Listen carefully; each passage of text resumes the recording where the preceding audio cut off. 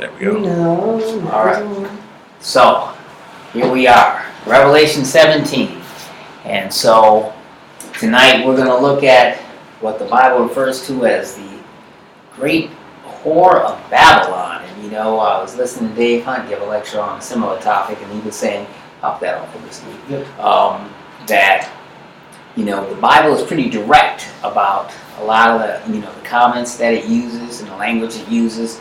And in Revelation 17, there is a controversial, group of passages. People want to know who is the whore of Babylon and what's the meaning of all that. So we're going to look at the verses, and we're going to look at some of, I think, you know, the more pronounced and reputable Bible prophecy teachers and what their positions have been. Some of them overlap and agree with one another, and others, disagree in minor points about the timing of everything. So we're going to do as best as we can in the time we have allotted to us tonight to get through all of them. So I thought I'd start out by reading a couple passages from a book that I found real instructive and helpful on the book of Revelations, called Unveiling the End Times by one of my favorite pastors. Is Adrian, who's passed away, and but he was a Baptist minister down in, I forgot whether it was Alabama, maybe somewhere in the South.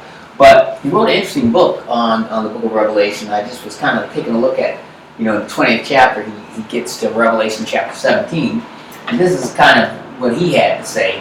And I'll just read a couple of portions there, and then we'll jump right into the scriptures and take it all apart. He says, no Christian can afford to be ignorant of the prophecy in these days in which we live. And remember, he wrote this back in 2011 maybe, so we're 6 years further down the road than he even realized at the time. He says, because the things which are prophesied in God's word are imminent, meaning they can happen at any moment. He says, I believe the shadows of the end of the age are lengthening, and the sands of time are running low, and we are standing on the threshold of the second coming of Jesus Christ and the rapture of the church, which is exciting. And he says, I want to remind you that Revelation 17 is about the period of time called the Great Tribulation, which the rapture will rescue the real church away from. It says the church, the blood-bought body of the Lord Jesus Christ, has been taken out, and now the false bride shows herself. And he says, we will call her the beauty, while the Antichrist is called the beast. And he refers to his chapter as the beauty and the beast. And he cites Revelation chapter 17, verses 1 through 4, which we're going to look at in a second, so I won't read it to you. But he goes on to say that whoever wants to be the friend of the world becomes God's enemy, both now and in the time of the tribulation of the 70th week of Daniel. And he says Babylon means a lot of things. There was an ancient city of Babylon, but he says it also stands for a false religious system that originated in ancient Babylon, as opposed to the Neo-Babylon of Nebuchadnezzar. And so he says, when the Bible uses the term Babylon, it is talking about more than just the city. Babylon is great in antiquity and in iniquity. There's a difference. He says, every false religion has its roots in the ancient city of Babylon that was once extant, but no longer is. But the false religious systems that have arisen from out of ancient Babylon, that was founded by Nimrod in Semiramis, have continued on to this day. And it ties into, the largest pseudo-Christian church organization on the earth right now is the Roman Catholic Church.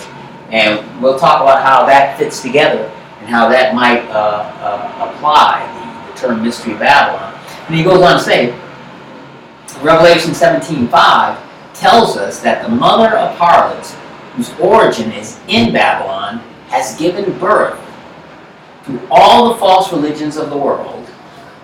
And then he quotes, and upon her forehead was written a name, Mystery Babylon the Great, the mother of harlots and abominations of the earth. He says, the scarlet woman has taught her daughters how to prostitute themselves. Who are these harlots, he asks? And then he says, New Age religion, Satan worship, Mother Earth worship, globalism, Hinduism, Islam, and apostate Christianity. All these are the daughters of this false religion, he says. It's a syncretism of all the world's religions, kind of codified together under an umbrella of false Christianity to give it a sheen of, biblical support. And then he goes on to say, on page 194 of his book, he says, this hideous woman is not only a prostitute, but she is a murderess. Revelation 17:6, he quotes, says, then I saw that woman was drunk on the blood of the saints and on the blood of the witnesses to Jesus.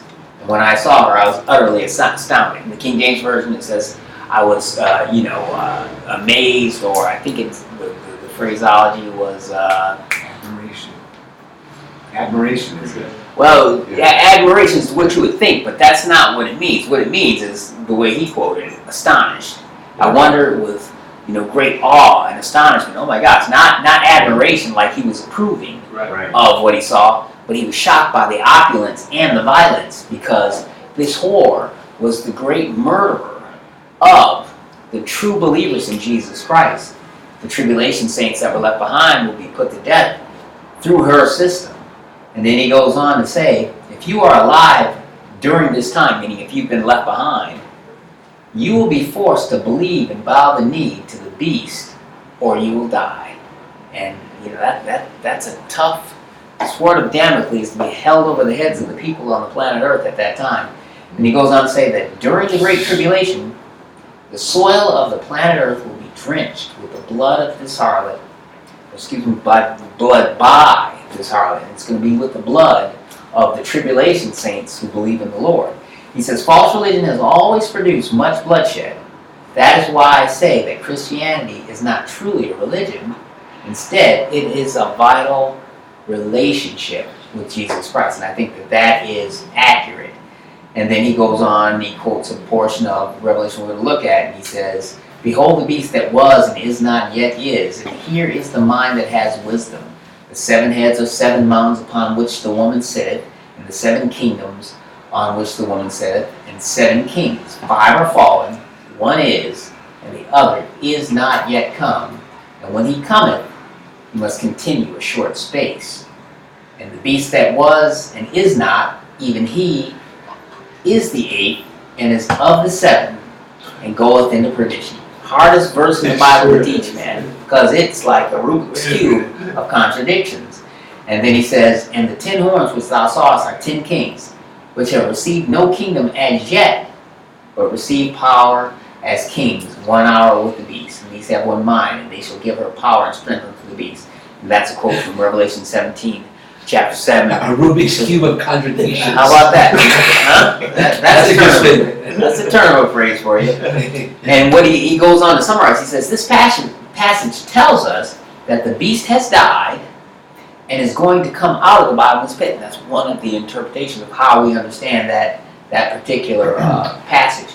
He says, the 7 heads are 7 mountains upon which the woman is seated. And Dave Hunt, in his great book, The Woman Rides the Beast, points out that it's the city of Rome that's built on the 7 Palatine hills, the 7 mountains upon which the city of Rome is built, identifies her as the local headquarters of this Mystery Babylon system that will apparently become relocated, possibly physically back into ancient Babylon, but certainly arrives from out of ancient Babylon. And he says, the 7 heads of the 7 mountains on which the woman is seated.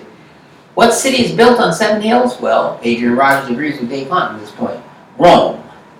Will this power be concentrated in Rome? And then he points out that in 1957, the European common nations, common market united together to begin to unite Europe back together again. And this was, in many Bible prophecy scholars' minds, the beginning of the return of the ancient Roman Empire that had dissipated, but in Daniel we find out will be resurrected again. And so he goes on to quote, he says, when John wrote Revelation, there had already been 5 great kings or emperors of the Roman Empire: Caesar Augustus, Claudius, Caligula, Tiberius, and Nero. And his interpretation of that really critical passage is that one who is yet to come would speak of the Antichrist, who will rule over or revive the Roman Empire during the Great Tribulation.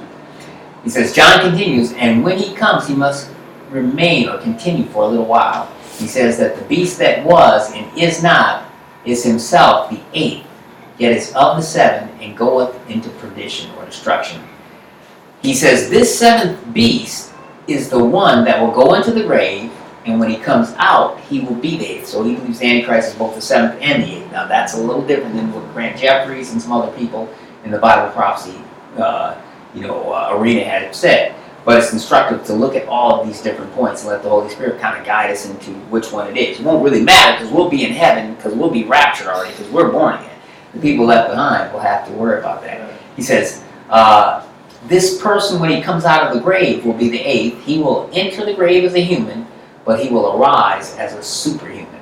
This is the Antichrist. And then he goes on, he gives some detail about the 10 horns and the 10 kings who haven't received the kingdom as of yet. And he says, the Babylonian monster will turn around and destroy the Babylonian mother.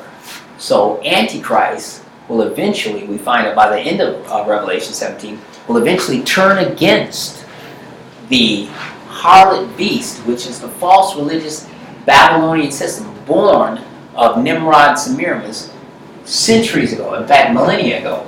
And he says, the writing is on the wall for this consort of friends. The honeymoon is over and the beast will rage with desolation against her. Why? Why does he hate her so much? And Adrian Rogers' position is that it's envy. Antichrist is indwelt by Satan himself, and he's jealous of her riches and the worship that she gets as a false form of religion. And basically, his position is that the devil will destroy the harlot for political reason.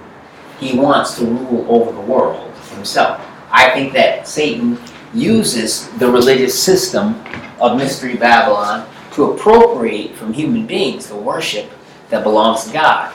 But he knows if he reveals himself now as, the God of this world, who he really is, this satanic monster, that he won't receive the worship of the world, but he'll be rejected by the world. So he uses the false religious system to appropriate under a disguise praise and worship that belongs to God.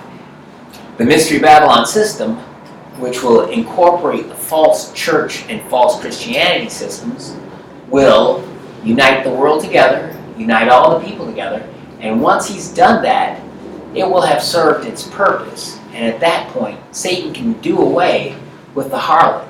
We see that Satan, even in the entertainment and, industry, we see all these people that get glorified and they get wealthy and they get rich, whether it be rock stars or TV stars or newscaster stars. And when Satan's done with them, when their usefulness is up, he doesn't reward them with eternal life. He rewards them with exposure and shame and an early death. And so he does the same thing to the whore of Babylon. And so Babylon, we will find out, is more than just the city that once ago, long ago, far away, some 3,500, 4,000 years ago existed, but it's also a religious system that arose from out of ancient Babylon and has continued on in many different iterations, in many different cultures, and will again coalesce together during the Great Tribulation period after the rapture, during the 70th week of Daniel, and we'll see that it will form together again as a false form of Christianity, but it will unite together all the other religious isms of the world, and all the people will worship at this religious belief system. And there will be a mark of the beast that will be required by this religious beast system. And eventually, the man of sin, the Antichrist, will find that he no longer needs the false religious system, and he will declare himself to be God, as we find out in 2 Thessalonians chapter 2. And eventually, when that happens, he can do away with and destroy the harlot, who we're going to look at tonight, and we may be looking at into next week, because it's such a rich area of study. So, what we're going to do, we're going to go ahead and start out with Steve. So, go ahead. Getting back to the very, very first paragraph you read. So, the midnight hour is imminent? I would say the midnight That's hour what he is said. imminent. Yeah, and I would agree with it. In fact, I was at work today, and one of the other attorneys were in the office and said, "Are you Catholic?" No, because I had a copy of. Love that question. I was trying to do a little study. So, So I took my copy of Dave Hunt's "A Woman Rides the Beast," One guy who happens to be, Greek Orthodox, he's like, yeah, you're not going to Greek Orthodox Church and da-da-da-da-da, but he's not a really religious person. And he saw the book and he was looking, he's like, and he's reading the back cover where Dave Hunt wrote about the harlot, woman rights abuse. And he says, what? He's a misogynist. What is this? Some pornography or something? Like a woman's Bible. He's like, what are you reading here? And I'm like, no, this is making reference to Revelation chapter 17. And I said, are you familiar with it? And he says, well, no, we don't really read the Bible in the Greek Orthodox Church. Just be the Reverend Stuffiness. Right? And so then another girl asked, like, well, what are you? You're not Catholic, what are you? And I said, well, I'm an evangelical Christian. She was like, oh, one of those guys. And so she was like, and then the Greek Orthodox, I said, well, I asked him what the whole interpretation of the woman rights abuse. She's looking at the book and like, what is this? Tell him what you told me it means. And I said, well, it's the harlot religious system, but it's more than that. It's the rise of a zeitgeist in the culture itself. One that started in ancient Babylon. I talked Just about come to my 6-hour class. the human child sacrifice that started, with Nimrod and Semiramis. And so he said, well, that's not happening today. I said, it is, And like, where? I said, well, it's one in the form of abortion. Yeah. She was like, oh, let me stop right there. No, I've heard enough. And so that was a non-starter. But now they know where I stand. And so I think the Lord has given me plenty of opportunity to be able to kind of, be conversational about these things. And So the author says that Dave is there. thanks to Dave Hunt's awesome book that it became a talking point. And so we'll look at that. But we'll go ahead and start you up, Steve, with verses 1 and 2 of Revelation 17. And there came one of the 7 angels which had the 7 vials, and talked with me, saying unto me, Come hither, I will show unto thee the judgment of the great whore that sitteth upon many waters, with whom the kings of the earth have committed fornication, and the inhabitants of the earth have been made drunk with wine of her fornication. All right, that's great, Steve. And so we find out, and I'll just grab a copy of the book that I was talking about. And this is the book that Dave Hunt wrote. I would recommend to everybody, man. It's a big read, like 400 or 500 pages, but it does go into great detail about what it is that we're looking at here in Revelation chapter 17 and what the real identity of Revelation 17 is. So what Steve just read to us is that there is, one of the 7 angels had 7 vials. Remember we talked about the vial judgments, and the vial judgments open up all these judgments upon the world. And he says, I will show unto thee the judgment of the great whore that sitteth on many waters. Who is this person? And it says, with whom the kings of the earth have committed fornication, and the inhabitants of the earth have made drunk with the wine of her fornication. So we see that the Bible is talking here in metaphorical terms. It's not talking about a specific woman like Jezebel, who actually was a queen in Israel long ago and far away. This is talking about a system that is controlling the political governments of the world, and as a result, we find the Bible using phraseology like a whore, harlot, fornication, which is a reference to sexuality. Sexuality is the most intimate form of physical contact there could be between 2 human beings. It's the most intimate form of interaction that 2 human beings could share. And so the Bible God chose to use these words to describe the interaction between the governments of the world and this false religious system. And because this false religious system is ancient Babylon and originates from Satan, it is considered by God to be an act of fornication because it uses Jesus or God or the Bible as its cover. So we see that this Mystery Babylon system definitely incorporates names and phraseology from Christianity. And so it's more than just a city. It's more than just a person.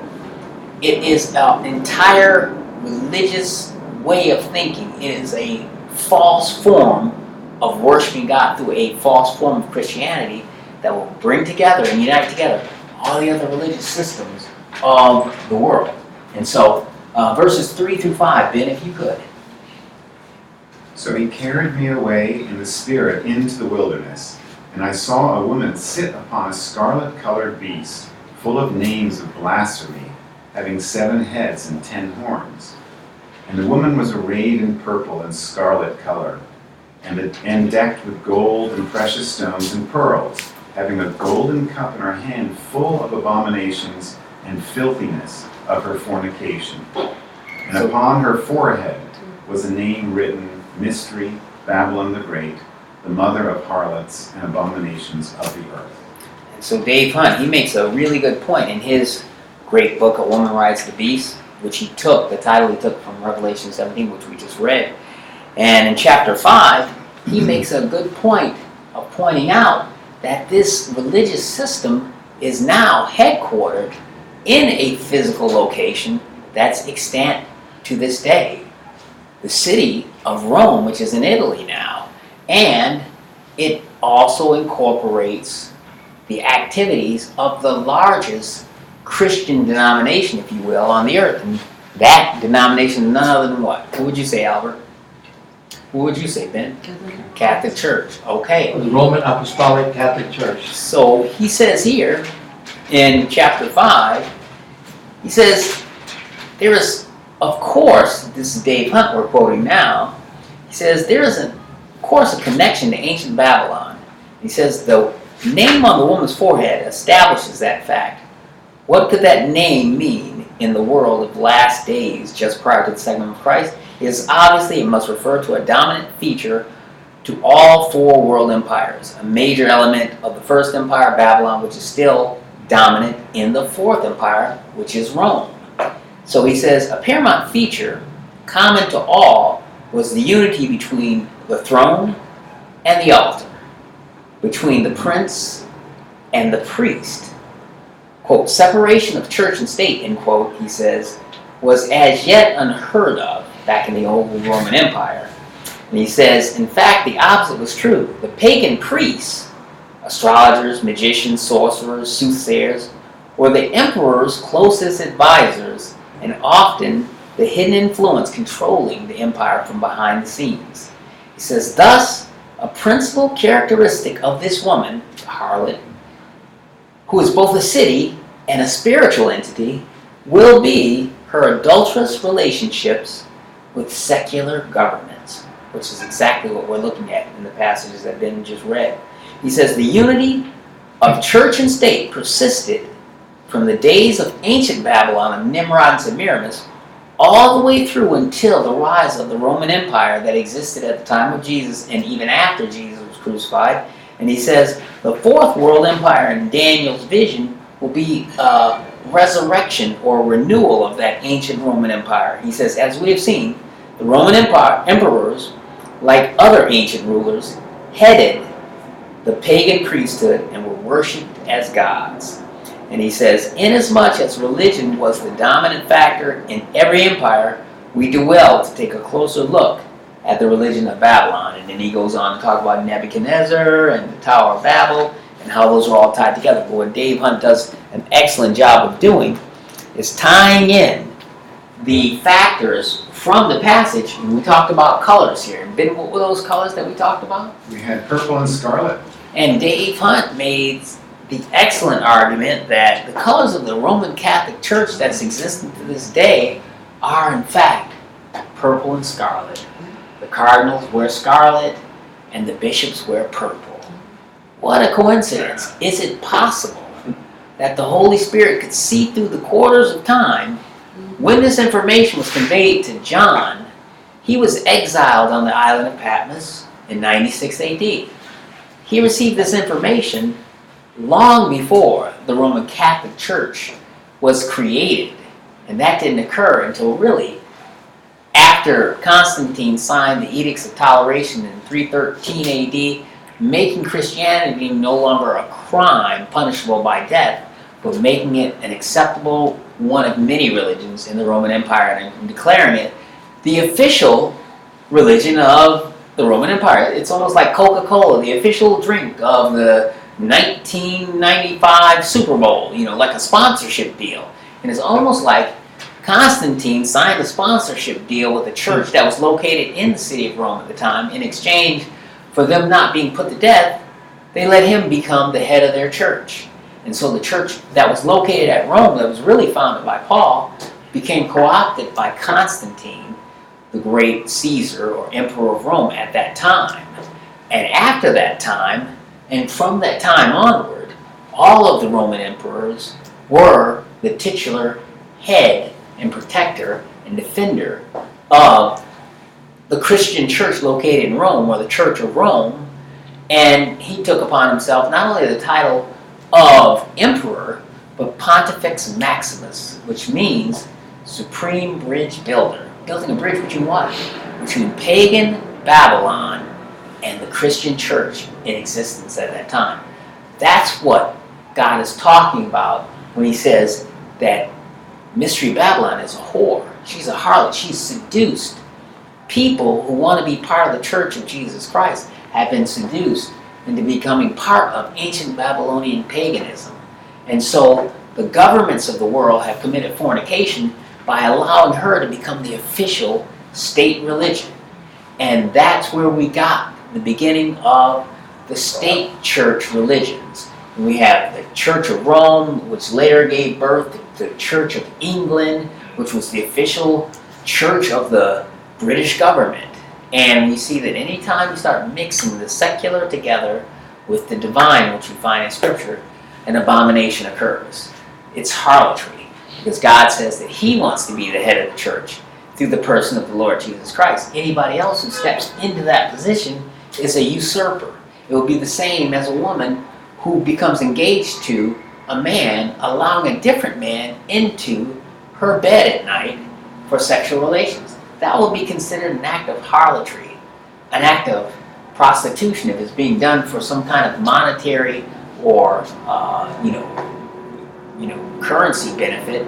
And so God uses very graphic sexual terms to describe what I believe now is incorporated in the body of the Roman Catholic Church in the Pope system, because the emperors of Rome eventually segued into becoming the Pope or the Holy Father, the Pontifex Maximus, after the Roman Empire began to dissolve and the Roman emperors went away. The title Pontifex Maximus continued on in the head of the Roman Church, which was the Pope. And the Pope controlled armies and controlled kings and put people to death and took over nations, just like the old Roman Empire did.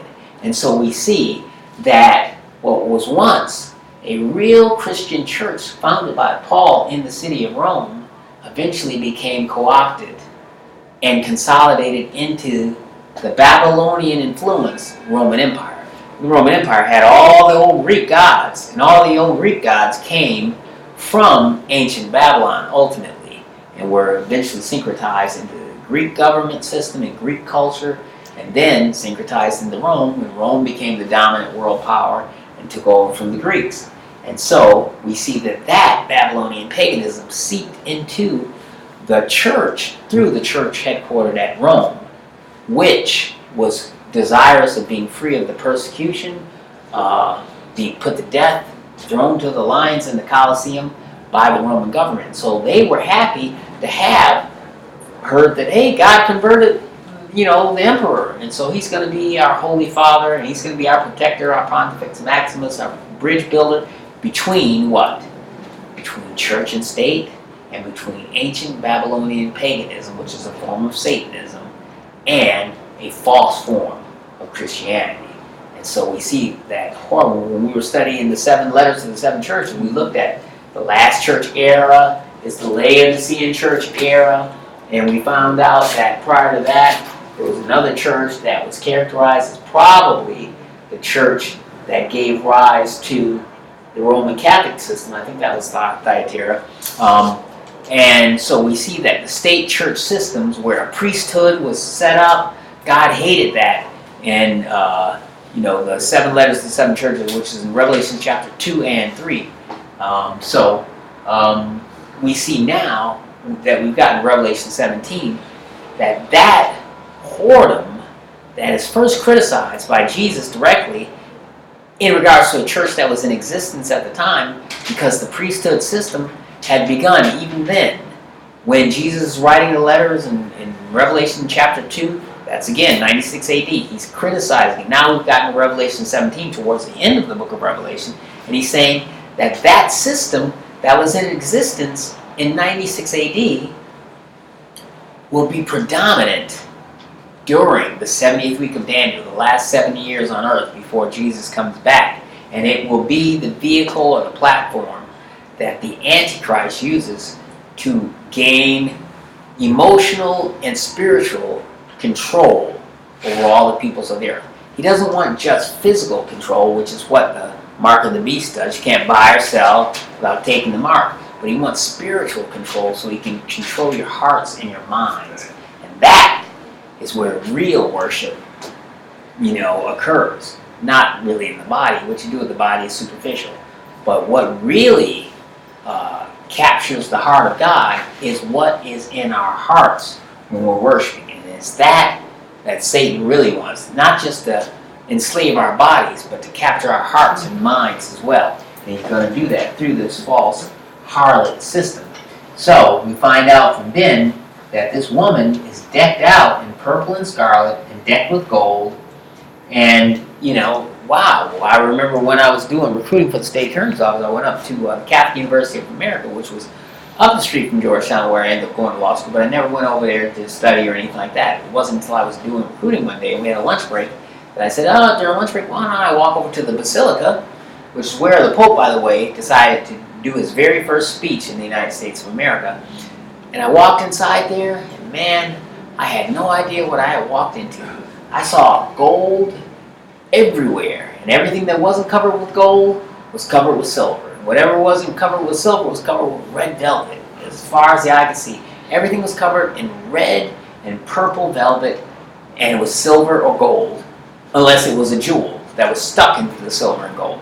And I was like, man, I've never seen anything like this. It was amazing. And that's exactly what John was experiencing when he saw this. He says, man, I wondered with great amazement when I saw this woman, who was drunk with the blood of the saints.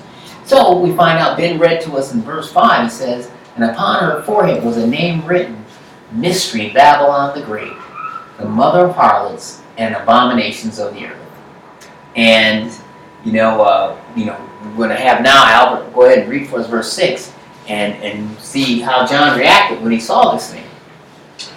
And I saw the woman drunken with the blood of the saints and with the blood of the martyrs of Jesus. And when I saw her, I wondered with great admiration.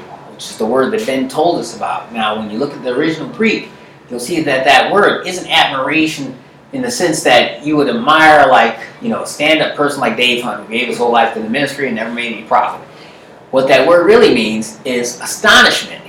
He looked in astonishment and wondered, oh my gosh, wow, the same reaction I had when I walked into the Basilica of the Catholic University of America in Washington, D.C., where the Pope gave his very first, homily. And so it was all of the finery and the jewels and the opulence and the power. And John also realized that this woman was drunken not on alcoholic beverages, but on the blood of the saints of the Lord. And Dave Hunt made a great point in his book, and there's actually a video that he made from the book that's available from his ministry, but it's also on YouTube for free. So if you Google Dave Hunt, A Woman Rides the Beast, you'll be able to see the entire video for free, which would be a good homework assignment between now and next week, because we're going to be continuing on next week to look at the conclusion of Revelation 17 and also looking at Revelation 18, which is the companion chapter to Revelation 17. The beginning and the end of Mystery Babylon, the beginning and the end of the New World Order. And so, yes, Dave Hunt, A Woman Rides the Beast. A Woman Rides the Beast. And so Google that and look at the video, and he has a real good explanation. The narrator, right in the first 2 or 3 minutes, gives you a nice overview of how to understand this complicated, discussion of the beast that was and is not and whatever, which we're going to look at in fact right now, as a matter of fact. So Albert, since you didn't get a chance to read much, read 7 and 8 as well, so you can fill your cup with the cup of reading. And the angel said unto me, Wherefore didst thou marvel?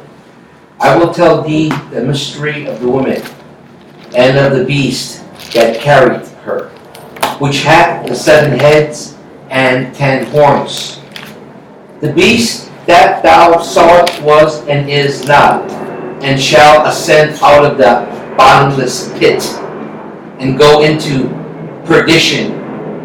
And they that dwell on the earth shall wonder, whose names were not written in the book of life from the foundation of the world, when they behold the beast that was, and is not, and yet is. That's what Adrian Rogers was talking to us about, and that's like a tricky thing. It's like, man, wait a minute.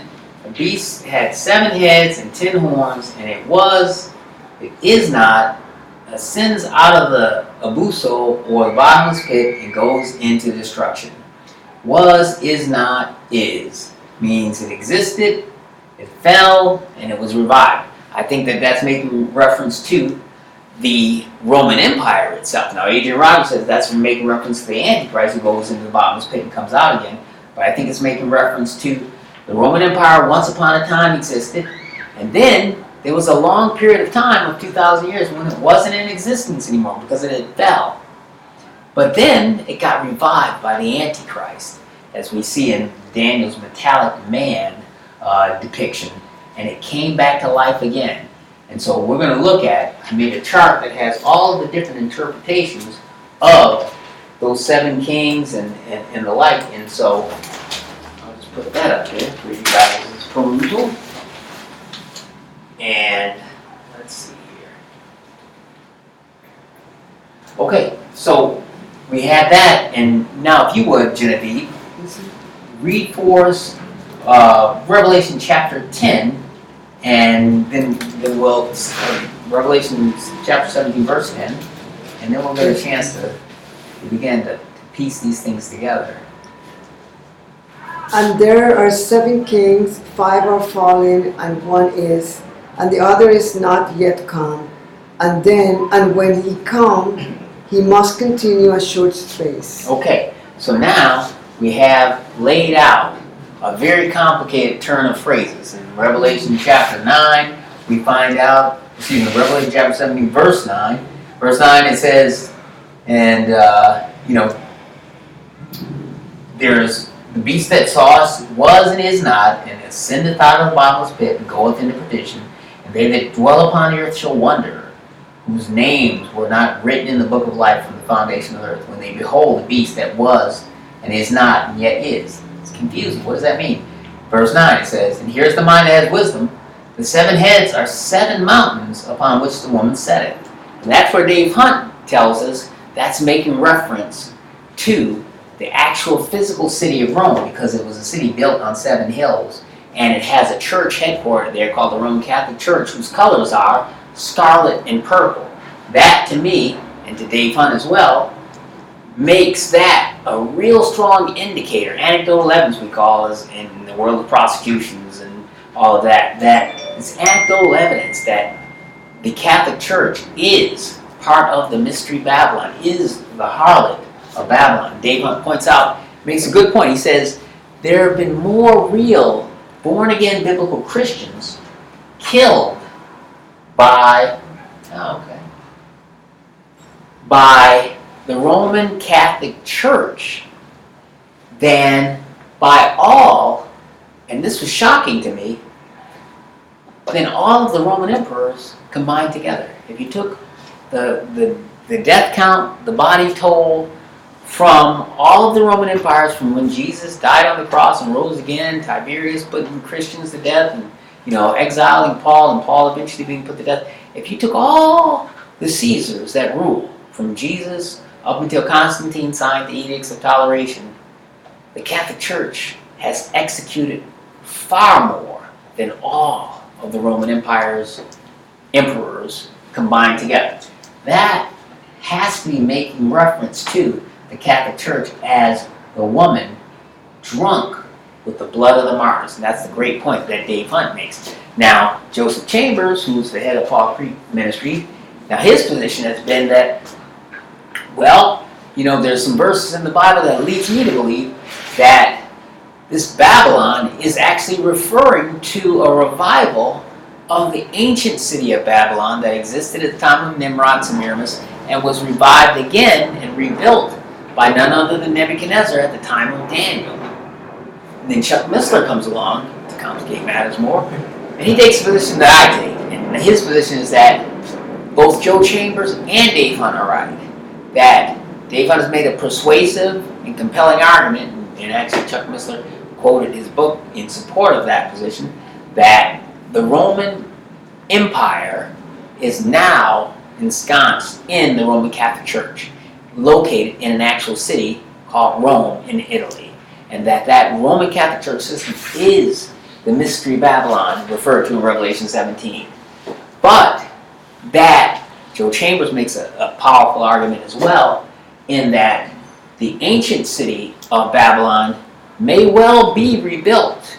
And it's possible, just like Rome, back during the time of the Roman Empire, moved its headquarters from the city of Rome, the western headquarters of the Roman Empire, to the east, to Byzantium, which was renamed Constantinople after Emperor Constantine, who wanted a new empire headquarters, or a new empire seat, in what was considered a more exotic and beautiful city, Byzantium. So he removed the Roman seat of authority from Rome and replaced it in the east, in Constantinople, which is Byzantium, which is located now in the city of Turkey, I believe it is. And so we find that since the Roman Empire could move its seat, then certainly the Mystery Babylon system that underlies this harlot system could also move from the Vatican in Rome and be relocated in the ancient city of Babylon in Iraq, which is Joe Chambers' position, and he cites a couple of verses in support of that. And if you recall, when we were going through earlier passages of Revelation, we read about a woman who was in a wicker basket, and the prophet read about, Old Testament prophet made reference to that in Zechariah chapter 5, verses 5 through 11, which we're going to look at. In fact, Ben, if you flip on over there, you can take a look at that right now, and we'll read about that. This is what is underlying Joe Chambers' support for the theory that Rome will be the position of the Roman Catholic Church, but the revived Mystery Babylon system will be headquartered in the ancient city of Babylon, which is located actually in the east. And not the Vatican? It will move from the Vatican. It will be headquartered in the Vatican from now until Antichrist begins his move, but then it can relocate. And in fact, when Ben reads to us Zechariah chapter 5, verses 5 through 11, we'll see that the Bible seems to be suggesting that in fact that very thing is happening. An airlift will occur. And we see for the first and only time in Scripture, Mystery Babylon, and that's one of the controversial things the Greek Orthodox guy wanted me to tell the other girl, like it's the return or the rise of feminism and goddess worship. And I think part of all we're seeing with all these men being fired for sexual harassment, not that they didn't actually do those things, but that they were able to do them for decades and not be called on the carpet by anyone for it, I think shows that Satan was using them to promote his New World Order propaganda, sexual misogyny, and all types of depredation. And when he's done with these people, he exposes them for what they've done. And now he's got an incredible mean to promote the return to what? The former form of goddess worship and feminism. Feminism, where women are on top, men are now feminized, and they're so afraid of violating some political standard, they can't stand up. Heterosexuality, I've said to people that work for a number of years, heterosexuality is on the verge of being outlawed and criminalized. It will be against the law to marry a woman not too far in the future. And so we see that Mystery Babylon system is also the return of what? Goddess worship. Goddess worship was the religious practice de rigueur, prior to Christianity taking a foothold in Europe and beginning to firmly ensconce itself in the British Isles and Ireland and Scotland, goddess worship was the thing. Back in the days, the Greeks had temples to Aphrodite, Romans the temple to Diana, and we see the revived form of that in the superhero movie Wonder Woman. Wonder Woman's, her alias is Diana Prince, which is a subtle way of saying this is the ancient goddess Diana that was worshipped by the Romans and by the Greeks. Now she's in a superhero's body and she can kill and fight and beat up all, the strongest men in the world, because she is the most powerful and she is to be worshipped. And we see that the Mystery Babylon system seems to be suggesting that will be in full effect at the time of the Antichrist rise. So do we see, somebody, and the girl asked me today, so what signs do you see that leads you to believe we're in the end times? So I've been hearing people say that, you'll be shocked to find that people have always believed we're in the end times and it never was the end time. But we now see the return of goddess worship.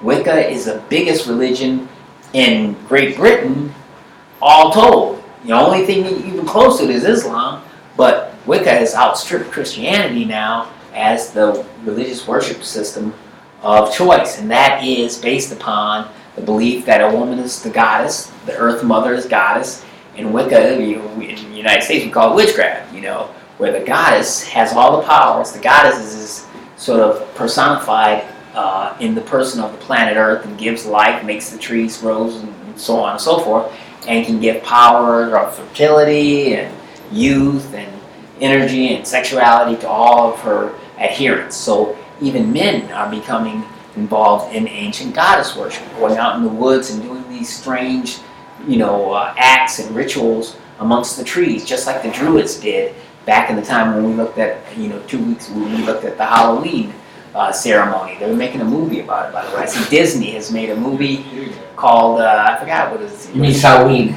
Yeah, that's what I mean. But Coco, right? I saw ads for that, It's the Mexican Day of the Dead has been now transmogrified into a children's cartoon by the Disney Corporation. Pixar. So that, Pixar, which was founded and run by Harvey Weinstein, Bob Spartan, one of them. So, as I was going to say, Mystery Babylon is also a return of the goddess system and the rise of feminism.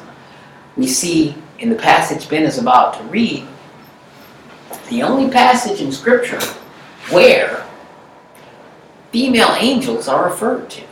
Everywhere else in Scripture, angels are referred to as the B'nai Ha-Elohim, which means, from the original Hebrew, the sons of God, meaning they were created directly by the hand of God.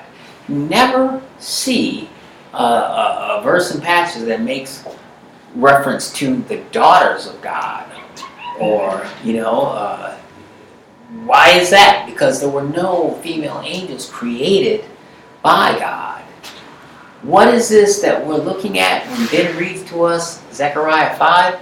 Is it possible that Satan has been able to corrupt even the fallen angelic DNA, which became contaminated when it was introduced into the human genome prior to the flood of Noah, when fallen angels were able to interact sexually with human women and create a race of supermen called the Nephilim?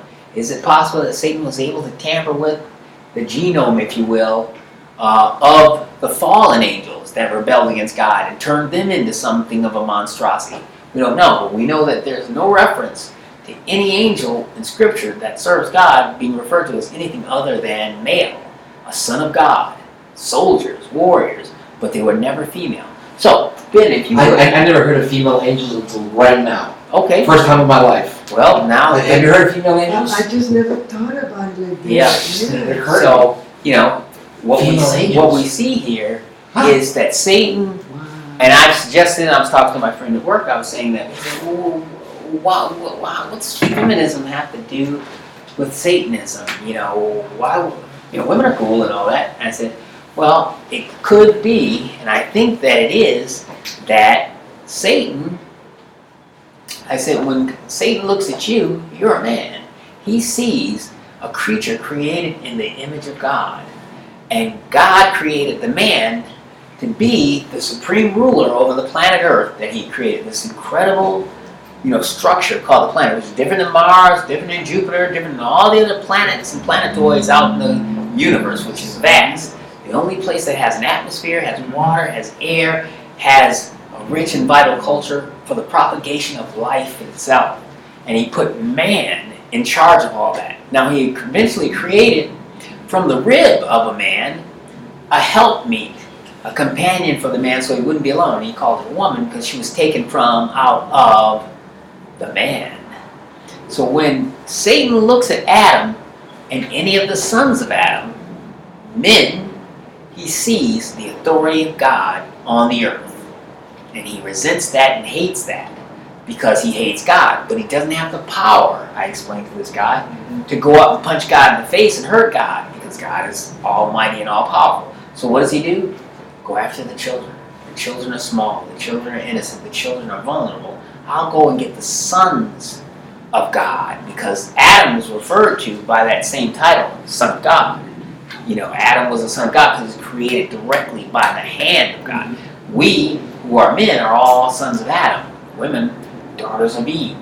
And so Satan goes after the man and the descendants of the original man, Adam, because when he sees us, he sees God's authority over the planet Earth. And Satan knows that God revealed his plan. We talked about it in Scripture, and we looked at it last week, that God has an eternal plan for mankind, which is to reign and rule with Jesus Christ throughout the universe over all the other created entities, including the most powerful of the most powerful angels. And Satan knows that eventually he would be subservient to the perfected man who's been born again. And he hates that because he looked at his own beauty, and it says that he was corrupted. Satan was corrupted by his own beauty. When you look at those passages from Isaiah chapter 14, Ezekiel chapter 28, we see that his own pride and his own beauty caused him to say, I can be just like God, so everybody should worship me too. So when you see a man and you find out, no, this creature that was created by God is above you, even though for a little while the Bible says we're a little below the angels, we're going to be exalted above the angels, and they're going to be serving our needs and commands just like Jesus. And so Satan sees man and he hates man. So I think that's part of his decision to use feminism. And we see feminism raising its head and its origins in the Garden of Eden. He didn't go to Adam with a deal to seduce him.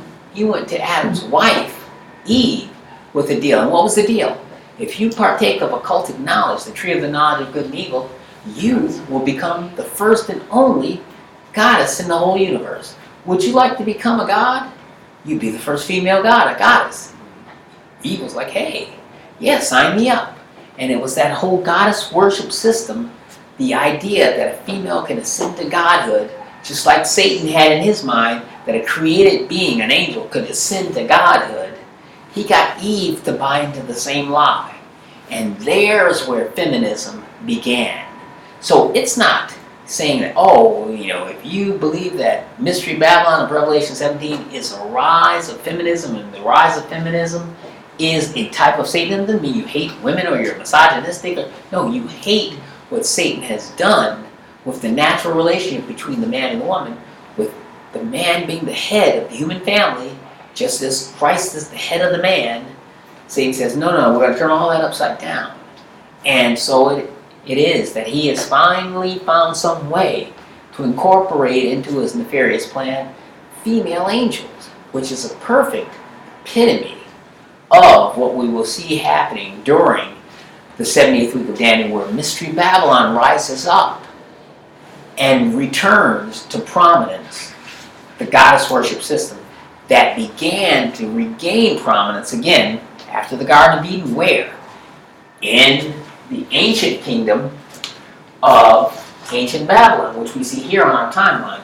We see that there are a couple of different Babylons. We have the original Babylon of Nimrod and Semiramis here, prior to Abraham being called out of Ur of the Chaldees and the law of Moses being given.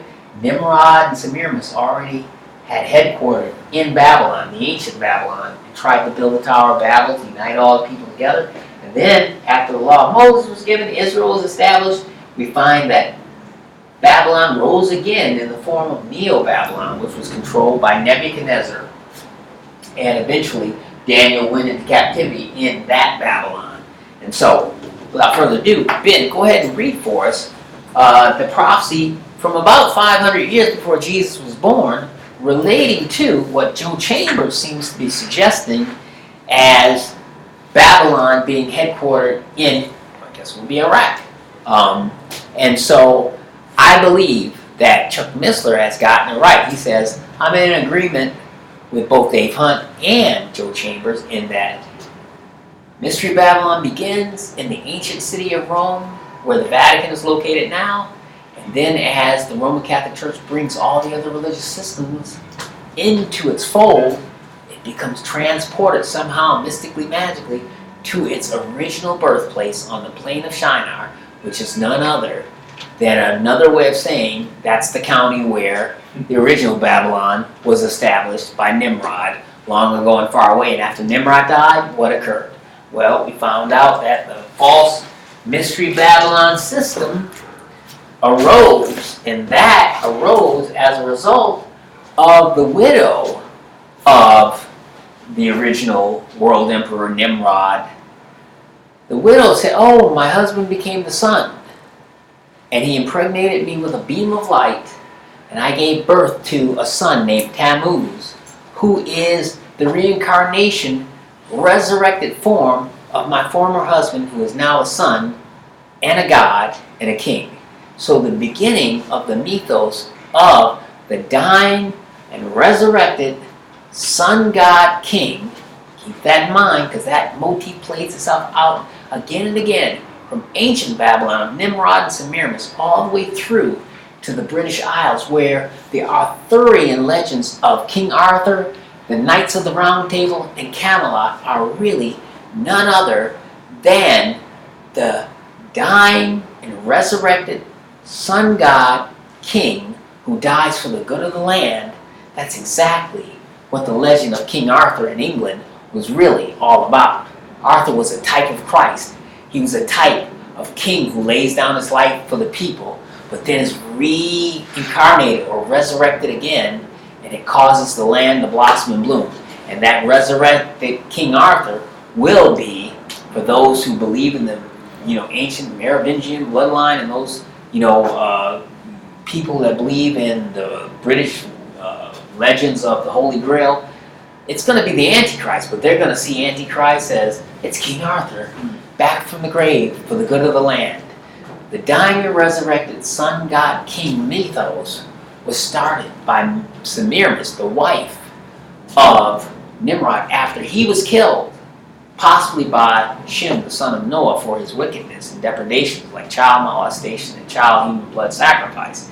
So she created the myth that, hey, I'm pregnant, but I didn't get pregnant by the pool boy, which is really what happened. It was my husband, Nimrod, who the nation was all still mourning because he was this great world ruler that somehow died. He's alive again. There he is in the sky. He's the sun. He became a god. And now he's coming back to earth again in the form of my pregnant son. And that's what we see played out in stone in Washington, D.C. When you go on the National Rotunda, the Capitol building with the rotunda, got the round cap, all the capitals in Texas, Michigan, Washington, all look the same. This weird looking building with a round thing with a spire coming out of it. That's the impregnated belly of Semiramis. And on certain high occultic days, the Capitol building, the Capitol Rotunda, was set up so that the window at the top of the Capitol Rotunda would receive a beam of light. For instance, say on winter solstice, a beam of light would shine through and it would illuminate the interior of the dome of the Capitol in Washington, D.C. And painted on there is a depiction of George Washington, the father of our country, named after a pagan goddess named America. It shows George Washington being converted from a man into a Greek god. And the painting is called The Apotheosis of George Washington.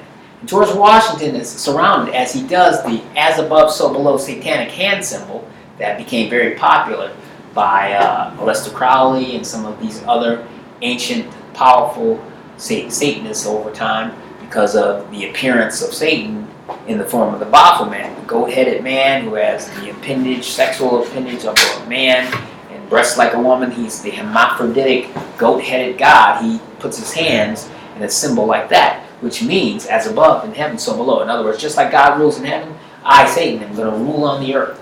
George Washington is doing the same hand symbol, but he's sitting on a throne. He's not in, in this depiction that depicts George Washington. In our Capitol Rotunda in Washington, D.C., George Washington isn't depicted in the White House, sitting in the Oval Office. He's depicted on a Greek throne, surrounded not by Congress and senators and lawmakers and the voting public.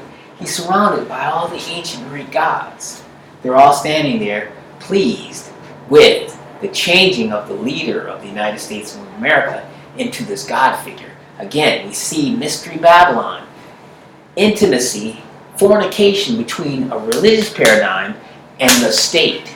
And we see that happening. So, get back to now, it just popped up, throw it right in there. So now Ben's going to tell us what Zechariah wrote 500 years before Jesus about Mystery Babylon, I believe, and how it could be that while Dave Hunt is right, and a woman rides the beast, that this woman who was the harlot, the whore, is the Roman Empire. It's also the Roman Catholic Church, and it's headquartered on the city built on 7 hills, Rome, in the nation of Italy. But it could also be, as Joe Chambers said, a resurrection of ancient Babylon. And this may be how. So, read for us if you would, Ben, without further ado, verses 5 through 11. Then the angel that talked with me went forth and said unto me, Lift up now thine eyes, and see what is this that goeth forth. And I said, What is it? And he said, This is an ephah that goeth forth. He said, moreover, that this is then resemblance through all the earth. And behold, there was lifted up in a talent of lead, and this is a woman that sitteth in the midst of the ephah. And he said, This is wickedness. And he cast it into the midst of the ephah, and he cast the weight of lead upon the mouth thereof. Then lifted I up mine eyes, and looked, and behold, there came out 2 women, and the wind was in their wings, for they had wings like the wings of a stork, and they lifted up the ephah between the earth and the heaven. Then said I to the angel that talked with me, Whither do these bear the ephah? And he said unto me, To build it an house in the land of Shinar, and it shall be established and set there upon her own base. The land of Shinar that Ben just made reference to is the county or the province where ancient Babylon was located. What this is saying is that there's this woman in a basket. And, in the New King James Version it says, Then the angel who talked to me came to me and said, Lift up your eyes now and see, what is this that goes forth? So I asked, Well, what is it? And he said, It is a basket that is going forth.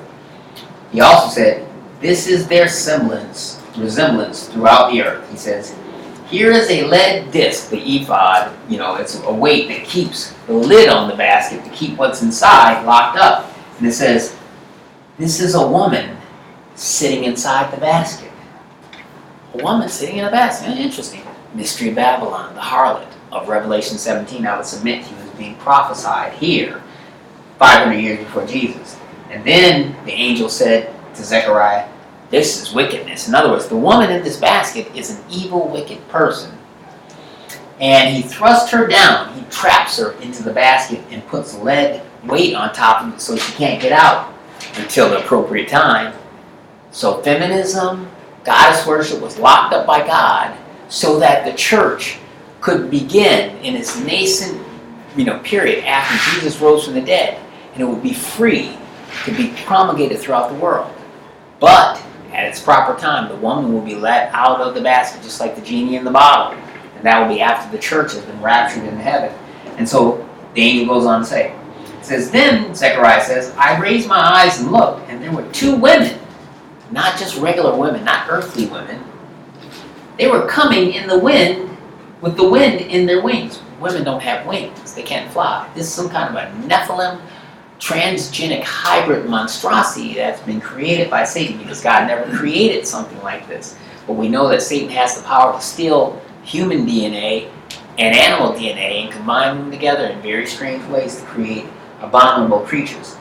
It also happens to be that a stork, in ancient Hebrew understanding and in Judaism, is considered an unclean animal, just like a pig. So this woman has the wings of an unclean animal in the eyes of God, the stork. Two women with stork wings coming out of their backs, flying through the air. And then they lifted up the basket containing the wicked woman between earth and the heaven, and it began to fly away with the basket. And so Zechariah says to the angel, where are they carrying this basket with the wicked woman inside? And the angel said, to build her an house in the land of Shinar.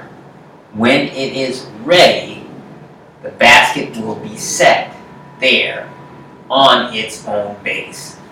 The plain of Shinar, if you look at the translation, is making reference to Babylon. Shinar and Babylon are synonymous terms. The angel tells Zechariah, this wicked woman in the basket is being transported by female monstrosities to ancient Babylon. For what purpose? To build it an house in the land of Shinar, or in the ancient city of Babylon. In other words, there's going to be a temple and a headquarters for this wicked woman, who I think is the Revelation 17 Mystery Babylon harlot. She's going to have her own headquarters, and that's what Joe Chambers' position is. That's what Chuck Missler's position is.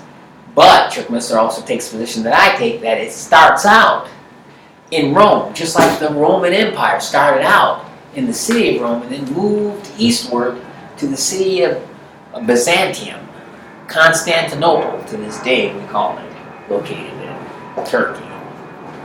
But also the Mystery Babylon system, headquartered in Rome, in the Vatican, in the West, will also be transported, this time also eastward, but this time to Iraq, to the ancient city of Babylon on the plain of Shinar, where a temple, a headquarters, a palace will be built for this queen, for this goddess worship system that eventually will come to its end. So while we're at the point of looking at Revelation 17, 8, 9, and 10, we're going to now take a look at the reference chart that I made to help explain away some of these things. Now, we looked at Revelation chapter 9 through 11. So somebody read that for me again, Ben, if you would. Or Genevieve, did you read that? Not yet. Okay, read for Oh, us. yes, I did. No, oh, did you? Okay, so Steve. Well, you're only one verse. Oh, Yeah, you, 9 yeah, read 9, 10, and 11. of the 17. Yeah. And here is the wind which hath wisdom. The 7 heads are 7 mountains on which the woman sitteth. And there are 7 kings, 5 are fallen, and one is, and the other is not yet come. And when he cometh, he must continue a short space. And the beast that was, and is not, even he is the 8th, and is of the 7th and goeth into perdition. Okay, so now let's take a look and see how Mark Hitchcock, who's written a number of Bible prophecy books, and John Walton, who's also one of the great Bible prophecies scholars of the world, he passed away a few years back, they both think that this reference to 8 kings and kingdoms are making reference to the 8 kingdoms as such. The kingdom is Egypt, Assyria, Medo-Babylon, meaning the Babylon of Nebuchadnezzar, Media-Persia that follow right after Nebuchadnezzar's kingdom, Greece, Rome 1, which was the Rome of the Caesars, and the revived Rome, or Rome II, of the Antichrist and the New World Order, which starts out with Mystery Babylon being its official religion, and eventually becomes the eighth or final one world government, and it will be controlled by the Antichrist. So we have Walver and Hitchcock, and again, we can't decide here today which one of these different permutations of the interpretation of Revelation 17, 8, 9, 10, and 11, but we should know them all because they all have a good deal of sense behind them. So again, Walver and Hitchcock are saying that the kingdom, the first kingdom is Egypt, governed by the kings who are the pharaohs. The second kingdom, Assyria, governed by the series of Assyrian kings, Sargon and all those individuals. Sennacherib was another great Assyrian king, or infamous, if you will. The third kingdom being Neo-Babylon, which was ruled by King Nebuchadnezzar, the great head of gold of Daniel's interpretation of the dream of Nebuchadnezzar, of the metallic man. That was followed immediately by the Medo-Persian Empire, which was ruled over by two great kings, Cyrus the Great and Darius the Mede.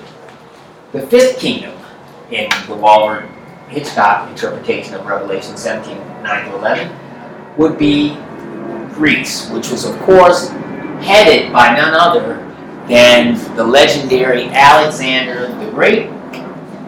And then you have the sixth kingdom, which is the original Roman Empire, which was ruled over by a series of kings who were referred to as the Caesars.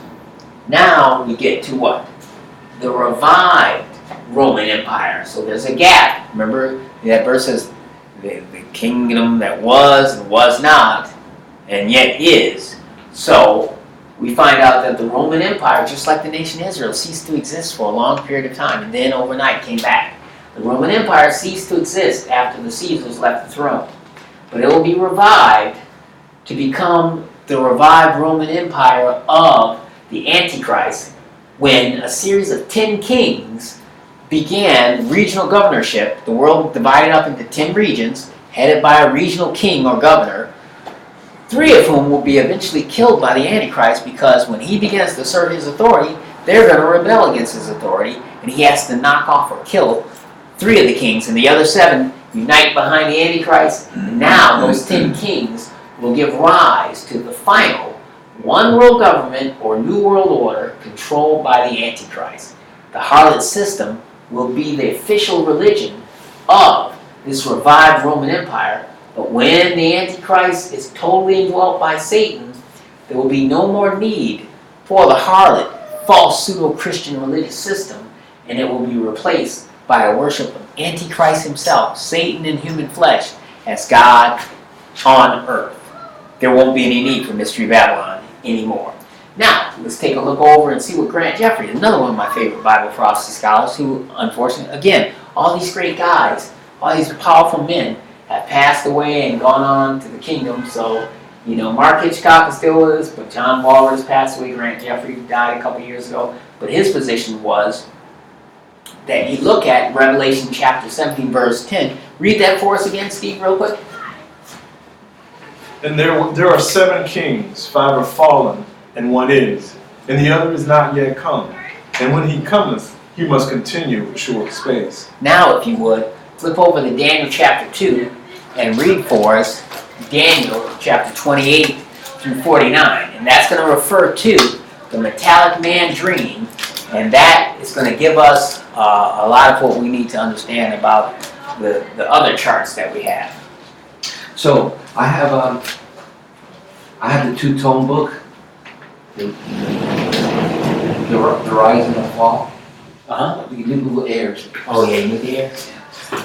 I had a 2-tone book, the Rise and the Fall of the Roman Empire. Okay. Apparently Revelation is the re-rise of the Roman Empire, right? Right. So go ahead, Daniel chapter 2, verses 28 through 49.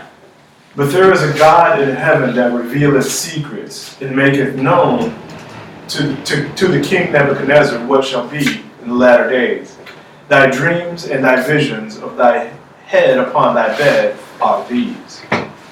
As for thee, O king, thy thoughts came into thy mind upon thy bed, what should come to pass hereafter, and he that revealeth secrets maketh known to thee what shall come to pass. But as for me, this secret is not revealed to me for any wisdom that I have more than any living, but for their sakes, and shall make known the interpretation to the king, and that thou mightest know the thoughts of thy heart. Thou, O king, sawest, and behold, a great image. This great image, whose brightness was excellent, stood before thee, and the form thereof was terrible. The image's head was of fine gold, his breasts and his arms of silver, his belly and his thighs of brass, his legs of iron, his feet part iron and part of clay. Thou sawest till that a stone was cut out without hands, which smote the image upon his feet that were of iron and clay, and brake them in pieces. Then was the iron, the clay, the brass, the silver, and the gold broken to pieces together, and became like the chaff of the summer threshing floors. And the wind carried them away, that no place was found for them. And the stone that smote the image became a great mountain and filled the whole earth. This is the dream, and will tell the interpretation thereof before the king. Thou, O king, art a king of kings, for the God of heaven hath given thee a kingdom, power, and strength and glory. And wheresoever the children of men dwell, the beasts of the field, and the fowls of the heaven, hath he given into thine hand, and hath made thee ruler over all of them. Thou art this head of gold. And after thee shall arise another kingdom, inferior to thee, and another third kingdom, and of another third kingdom of brass, which shall bear rule over all the earth. And the fourth kingdom shall be strong as iron, for as much as iron breaketh in pieces, and subdueth all things. And as iron that breaketh all these shall break in pieces and bruise. And whereas thou sawest the feet and toes, part of potter's clay and part of iron, the kingdom shall be divided, but there shall be in it of the strength of the iron, for as much as thou sawest the iron mixed with miry clay. And the question is, Hold on. And as the toes of the feet were part of iron and part of clay, so the kingdom shall be partly strong and partly broken. And whereas thou sawest iron mixed with miry clay, they shall mingle themselves with the seed of men, but they shall not cleave one to another, even as iron is not mixed with clay. And in the days of these kings shall the God of heaven set up a kingdom which shall never be destroyed. And the kingdom shall not be left to other people, but it shall break in pieces and consume all these kingdoms, and it shall stand forever.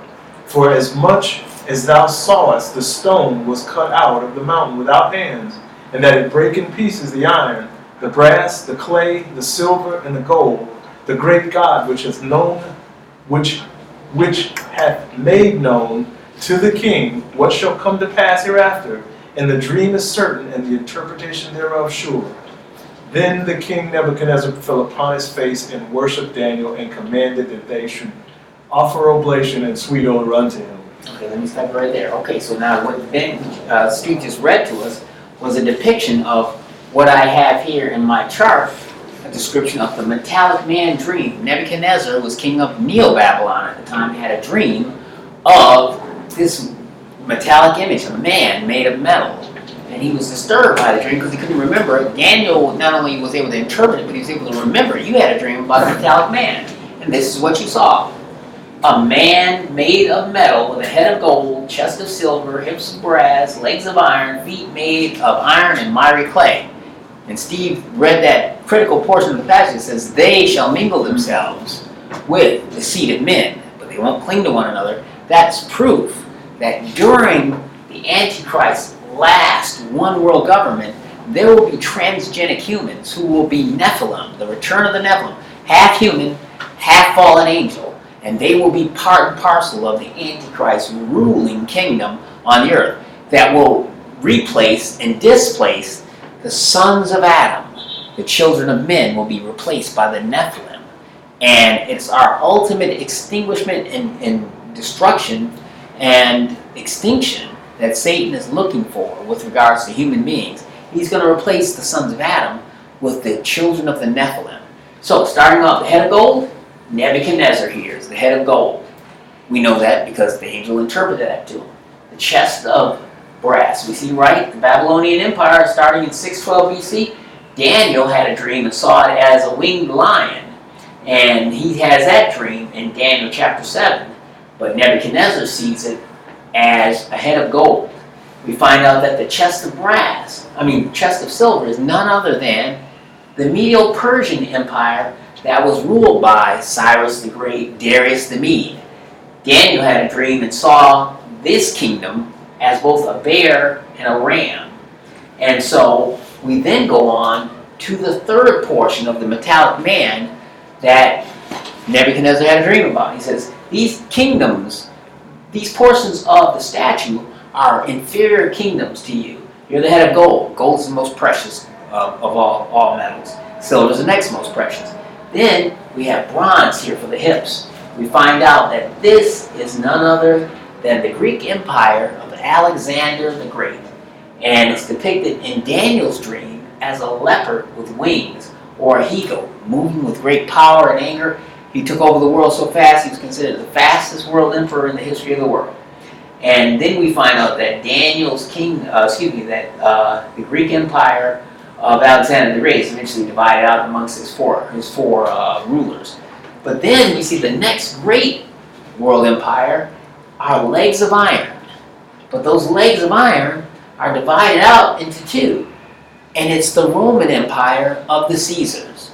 Started out in Rome and then eventually moved where? Byzantium. To Byzantium, Constantinople, moved to the east. And as a result, we have two different state church systems that are considered part of the Roman system. The Roman Catholic Church, based in the western capital of the city of Rome, and the Eastern Orthodox Church, which my friend George is a part of, Greek Orthodox, Russian Orthodox, are all part of Eastern Orthodoxy, which is now headquartered in Byzantium or Constantinople, which is in Turkey. As a result of the Roman Empire splitting, the Roman Catholic Church split into two sections. And eventually, that Roman Empire disappeared. The churches continue on as the spiritual bodies of that former Roman Empire. But we find out that the Antichrist is going to be able to arise, and he's going to be able to revive the fallen Roman Empire and unite it together as one. But we find out that that revived Roman Empire will also include iron mixed with what? Miry, which also means earthy clay. But they won't cling to one another. And it says, they, meaning something other than human beings, a personal pronoun, shall mingle themselves with the seed or the DNA of men. But they won't cling to one another. In other words, some creatures who are alive are going to be able to mix their DNA with human DNA to create hybrids who will be the basis of power for this Antichrist, the future king of the one world government, will be made up ruling over subjects who are half human and half demon. The sons of Adam will be no longer important. You take the mark of the beast, you can be transformed. We learned that in Revelation chapter 16 last week when we talked about the mark of the beast being a biogenetic chip in the hand or in the forehead that will change your DNA by rewriting your nucleotidal base pairs to make you no longer atomically human from a genomics or a genetic standpoint. You'll become a metahuman, a superhero. That's why all these superheroes, last week the Justice League came out with all these superheroes, and man, the people worshipped them and looked up to them. You take the mark of the beast, you will become a Nephilim too. If you don't take the mark of the beast, you'll be put to death.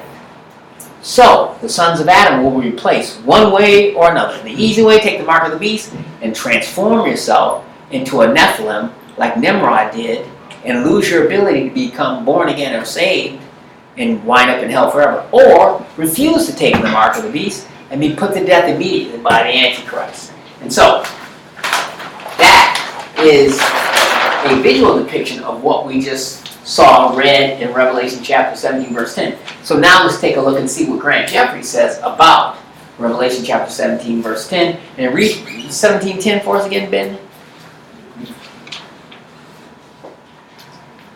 17:10, and there are 7 kings 5 are fallen, and one is, and the other is not yet come. Wow. And when he cometh, he must continue a short space. Okay, so what we see from Grant Jeffrey is that he says these 7 kings and kingdoms are as follows: Egypt, Assyria, Babylon, Persia, Greece, Rome 1, the original Rome, and the revived Roman Empire. Chuck Missler adds a little bit of a mix there. He says it also incorporates Daniel's, what he calls Daniel's 4 plus 1. Daniel's 4 plus 1, Babylonian Empire, Persian Empire, Greece, and Rome, the original 4 Roman empires. And the plus 1 is Rome coming back again. So he, instead of him looking at it as a 5th world empire, he says it's Rome coming back twice. So that's what Grant Jeffries says, that Revelation 17:10, 7 kings or kingdoms are the kingdom of Egypt, the kingdom of Assyria, the kingdom of Babylon, the kingdom of Persia, the kingdom of Greece, and Rome 1. And we've already seen those kingdoms come and go. But one is supposed to leave and come back again. That would be the revived Roman Empire. We already see the basis of that, beginning in 1954 with the Maastricht Treaty and with the Treaty of Rome, bringing back a headquartered Europe with Rome as the seat of that power and uniting all of Europe together again, just like the ancient Roman Empire. So we already see the beginnings of the return or the revival of the ancient Roman Empire on the earth. Now we'll take a look. Down below it says, the 4 beast kingdoms, Daniel chapter 7, verse 1 through 7. Give us a read there, either Albert or Ben, whoever can get to it first. Daniel chapter 7, verses 1 through 7. We made reference to that real quickly a few minutes ago. In the first year of Belshazzar, king of Babylon, Daniel had a dream and visions of his head upon his bed. Then he wrote the dream and told the sum of the matters. A little more volume. Daniel spoke and said, I saw in my vision by night, and behold, the 4 winds of the heavens strove upon the great sea. And 4 great beasts came up from the sea, diverse from one another. The first was like a lion, and had eagle's wings. I beheld till the wings thereof were plucked, and it was lifted up from the earth, and made stand upon the feet as a man. And a man's heart was given to it. And behold, another beast, a second, like to a bear, and it raised up itself on one side, and it had 3 ribs in the mouth of it, between the teeth of it. And they said thus unto it, Arise, devour much flesh. After this I beheld, and to another like a leopard, which had upon the back of it 4 wings of a fowl. The beast had also 4 heads, and dominion was given to it. After this I saw in the night visions, and behold, a 4th beast, dreadful and terrible, and strong exceedingly, and it had great iron teeth. It devoured and brake in pieces, and stamped the residue with the feet of it. And it was diverse from all the beasts that were before it, and it had 10 horns. And I considered the horns, and behold, there came up among them another little horn, before whom there were 3 of the first horns plucked up by the roots. And behold, in this horn were eyes like the eyes of a man, and a mouth speaking great things. So that is making reference to what Daniel calls the little horn is none other than the Antichrist. Now let's take a look a little further how Grant Jeffries broke down the Daniel interpretation. He says that the 4 beast kingdoms that Daniel saw in Daniel 7, the head of the lion is one of the heads. Neo-Babylon is what Grant Jeffries says. The second of these 4 heads, or 7 heads, is none other than the head of the bear, Medo-Persian Empire. And then he takes the leopard kingdom, which is Alexander the Great, because Alexander the Great divided his kingdom. Remember when Alexander the Great was dying, they said, well, hey, you don't have a son. Who's going to be the ruler in your stead? Like, who takes over the kingdom? He said, give it to the strong. In other words, his 4 generals fought it out.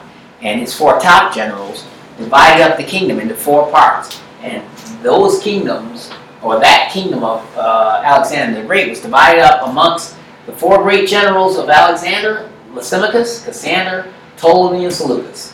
Seleucus got the part of the land that controlled Israel and what's now Syria and Jordan. Ptolemy got Egypt.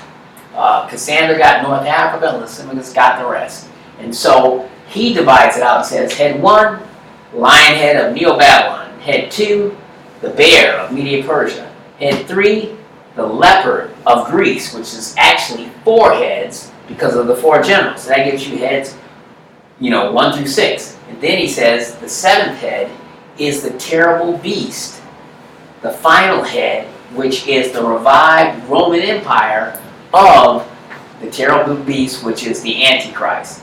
So the 4 beasts with 7 total heads, that's a pretty good breakdown. He says there are 4 beasts, the lion, bear, leopard, and the terrible beast, which is different from all the rest, that has a total of 7 heads. So when you see the 4 beasts, they got 7 heads, so you're looking at like 4 animals, and then what? They got 1 head on each, and then one has 2, and then another has half a head. What we find Grant Jeffrey saying is that that's metaphorical language for 4 different kingdoms: the lion kingdom of Neo-Babylon, the bear kingdom of Media-Persia, the leopard kingdom of Greece, divided out into 4 because of his 4 generals: Lysimachus, Cassandra, Ptolemy, and Seleucus, and the 4th and final beast kingdom of the terrible beast, which is 1 head, which is located in Rome, which is the kingdom of the Antichrist. So that will give you 4 beast kingdoms, but a total of 7 heads if you count Alexander the Great as 4 because of his 4 generals. Now, that's one way to look at it. That's a pretty interesting argument on the part of Grant Jeffries, and I like these. These are biblical men who have studied their whole life, and they're looking at the same thing we're looking at and trying to piece it together by the grace of the Holy Spirit so we can grab an understanding how we can literally look at these passages as opposed to allegorizing them, which was done by the Roman Catholic Church.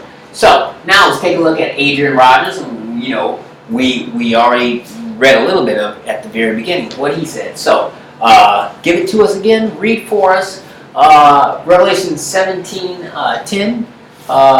If you would, you want to just read that, Genevieve? Yes, sir. And I'm repeating it again and again because I've been told that the best way to teach, tell them what you're going to teach them, 17. teach them, and then tell them what you just taught them. And so we're going to repeat things again and again and again until we get it all in. So, verse 10. And there are 7 kings, 5 are fallen, and 1 is, and the other is not yet come.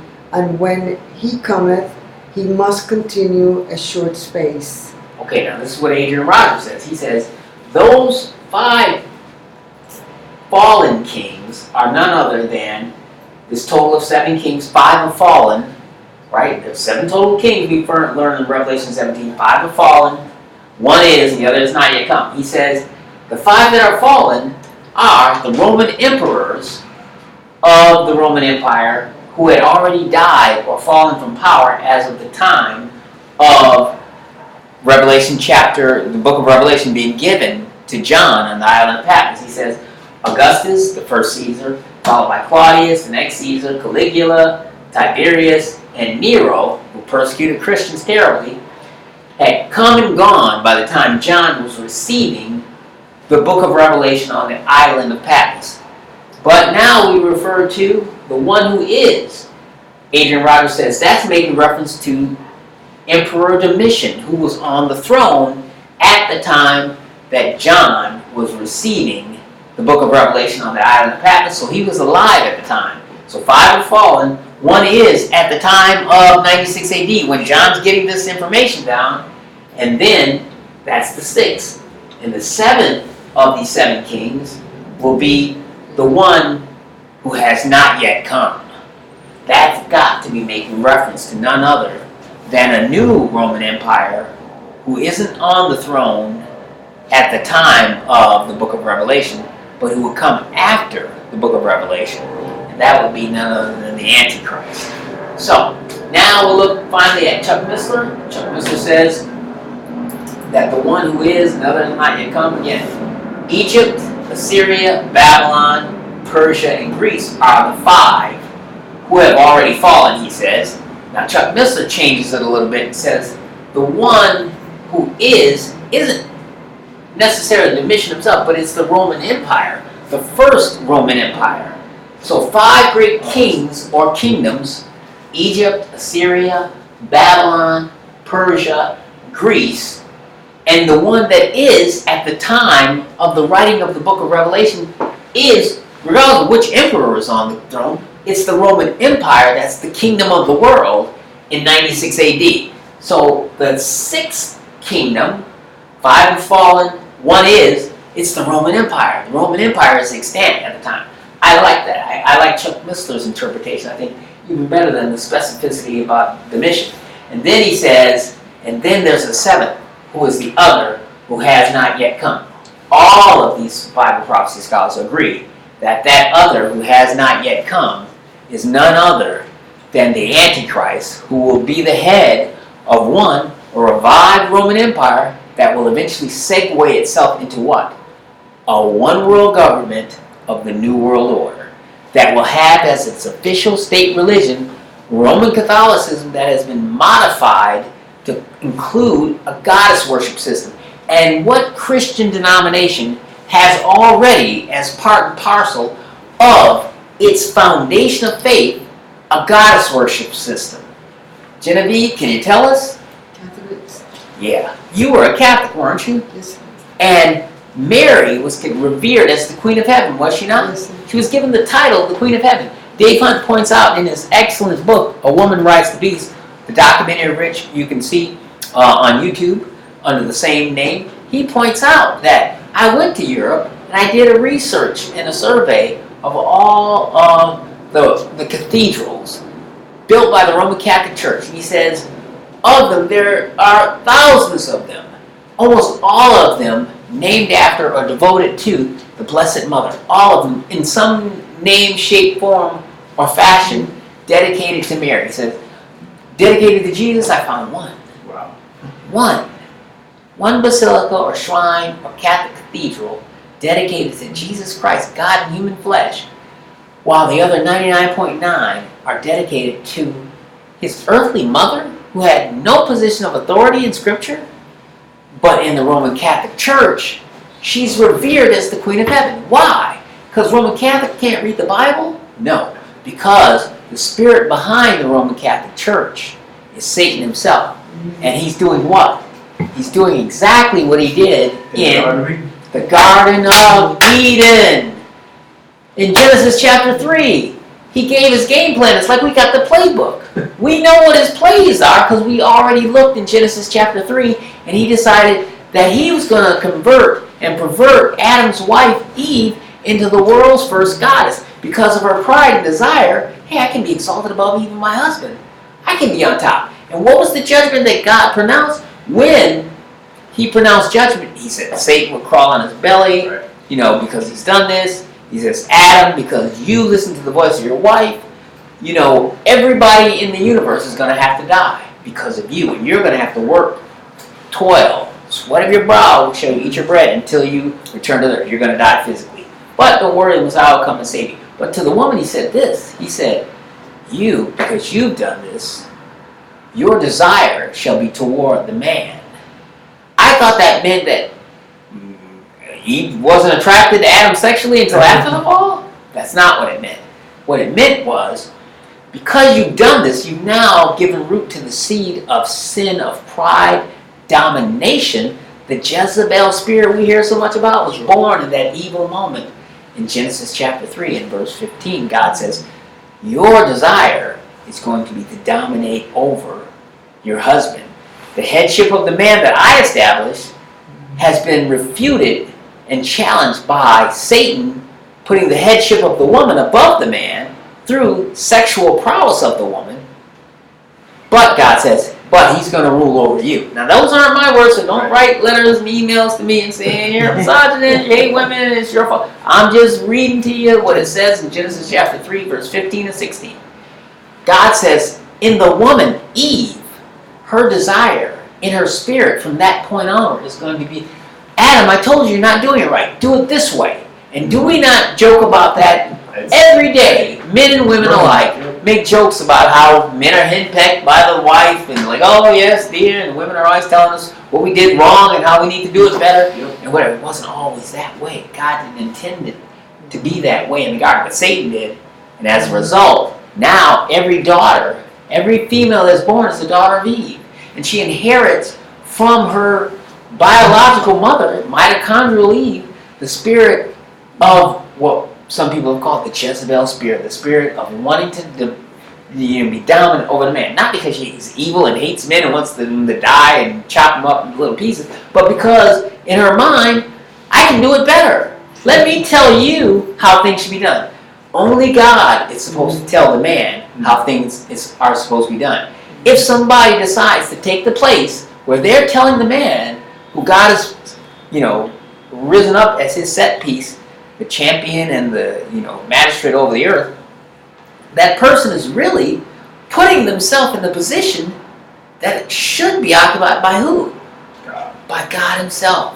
God is supposed to be directing the man, do this, do that. But what do we see now in our marriage and girlfriend relationships? The woman tells the man, do this, do that. That, while it doesn't seem evil enough, it almost seems kind of cute and lovable to a certain extent. But we find out that it really is a satanic paradigm that plays itself out again and again and again. And that's why there's so many divorces in our country and the world around. And for our part, for the sons of Adam, we have in ourselves the curse of Adam's sin, which means that all of our children are infected with the gene that leads to physical death. So all the people that ever died, not Eve's fault, it's Adam's fault, because Adam listened to the voice of his wife. The wife was seduced and deceived by Satan into becoming a goddess because she thought it would be a good thing. And God was like, well, I didn't put you in charge, so I'm not holding you responsible. I'm holding the husband responsible because he was in charge. So, like the Titanic, the captain goes down with the ship, Adam went down and took all the blame. But that's what we see happening, and so we see Satan using this goddess-based female worship system to basically shake his fist in the face of God, and spit in the eye of God, and say, see what I did? I perverted your man and turned him into an effeminate, pathetic loser, which you never intended to be. That man's going to rule over me someday? It will never happen in Satan's eyes. And so that's what we see here, and so we kind of see all of these things laid out. And as a result of what occurred in the Garden of Eden and what became perfected by Semiramis, the wife of Nimrod in ancient Babylon, is the following. We see the Nimrod, Semiramis, Tammuz Tower of Babel in 1800 or thereabouts BC. 1800 years before the birth of Christ. Then we see in Egypt the second great mystery Babylon religious world government of Egypt. But instead of Nimrod, Semiramis, and Tammuz, they changed the names to Egyptian names. Osiris, Isis, and Horus. They're all the same, guys. They just changed the names to fit their culture better. Then we had the Neo-Babylonian Empire. Not the original Babylonian Empire of Nimrod, but the new Babylonian Empire that was revived by none other than Nebuchadnezzar. And again, we have the same mystery Babylon system where human child sacrifice, human blood sacrifice, homosexuality, bestiality, all kinds of strange and perverted activities taking place. Ancient Babylon, Neo-Babylon. Then the fourth great mystery Babylon religious system, and the empire of Babylonian Empire of Nebuchadnezzar, about 606 BC is when it began to take shape. Then we have Greece, which had as their gods and goddesses Zeus, Artemis, Diana, Apollo, same person. Instead of Osiris, who is Nimrod, now you have Zeus. Instead of Semiramis, who is Isis, you have Artemis or Diana. Instead of Tammuz, who's also Horus to the Egyptian, it's Apollo to the Greeks. And then finally, you have the Roman Empire, where you have, instead of Zeus, you have that name changed to Jupiter. Instead of Artemis, Diana, you have Venus. And you have Apollo being worshipped by the Romans as well, and they just, Latinize the names, and there you have it. And then, a little bit later, we find the sixth great mystery Babylon religious system being syncretized through fornication, not physical, but spiritual fornication. With the world government, we have the Holy Roman Empire, or the Roman Empire of the Caesars, where eventually from 4 BC through 400 BC, Caesar is God. Didn't start out with Caesar being God, but he eventually morphed his way into godhood during the Roman Empire from 4 BC to 400 AD. So now we're in the ADs. Now we're in the modern era. And so after that, the Roman Empire goes by the boards after the fall of the Holy Roman Empire. But the Holy Roman Empire is replaced in and of itself by a new governmental / military authority that controls most of the kings of the earth, and that is none other than the Roman Catholic Church.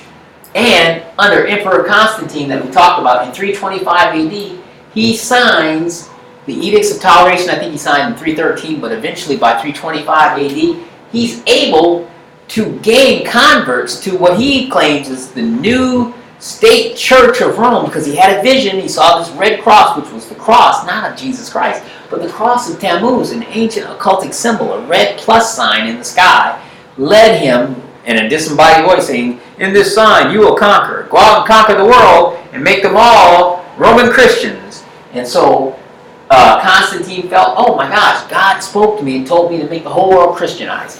It was then that the roots of the Roman Catholic Church began to take place. And so Emperor Constantine paganizes Rome's Christian church, and eventually Mary, who is now the Romanized or Latinized version of whom? Semiramis, who is Isis, who is also Artemis Diana, who is also Venus. Now, in Rome, she becomes Mary, the Queen of Heaven, which was condemned in ancient Babylon. That name, that title was condemned in the Bible when Israel brought into their worship the worship of the Queen of Heaven. Strangely enough, the head of the Roman Catholic Church becomes the spiritual woman, the Queen of Heaven, which is a title that was attributed to an ancient pagan goddess that was condemned by God. How could this be a real Christian church if they adopt for themselves a title that God himself is condemned in the Old Testament and attributed to the mother, supposedly, of Jesus, who is none other than a Latinized, Romanized form of the ancient Semiramis goddess, who originally began in Genesis chapter 3 when Eve decided to become the first goddess. Now we see the Catholic Church splits in the 8th major iteration of Mystery Babylon system into the East and the West. In the East, Byzantium, Constantinople. In the West, the city of Rome. And we have that to this very day. As a result, Western civilization comes along, and after the Protestant Reformation, portions of society broke away from the control of the Roman Catholic Church. Western civilization, the fall of the Dark Ages, when Rome controlled all of reading and writing and the ability to have a Bible or to look at a Bible, was controlled by the priests. But with the Gutenberg press and the printing press coming along and the Protestant Reformation, we find out that the Dark Ages came to an end eventually, and the Middle Ages gave way to a new era of enlightenment, the Renaissance period. But the Catholic Church still was able to control and dominate the world, or the vast majority, particularly in Europe.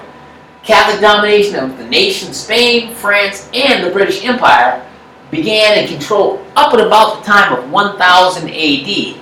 And at this point in time, you've got the Catholic Church as a powerful denomination dominating and putting to death every other Christian of every other type of denomination, including the Hussites, the Albigensians, the Valdenses, all of these other Christians who really believe in the Bible and Jesus refused to bow the knee to the Pope and were put to death. So that the Catholic Church put to death more followers of Jesus than all of the Roman Empire from 4 BC through 400 AD.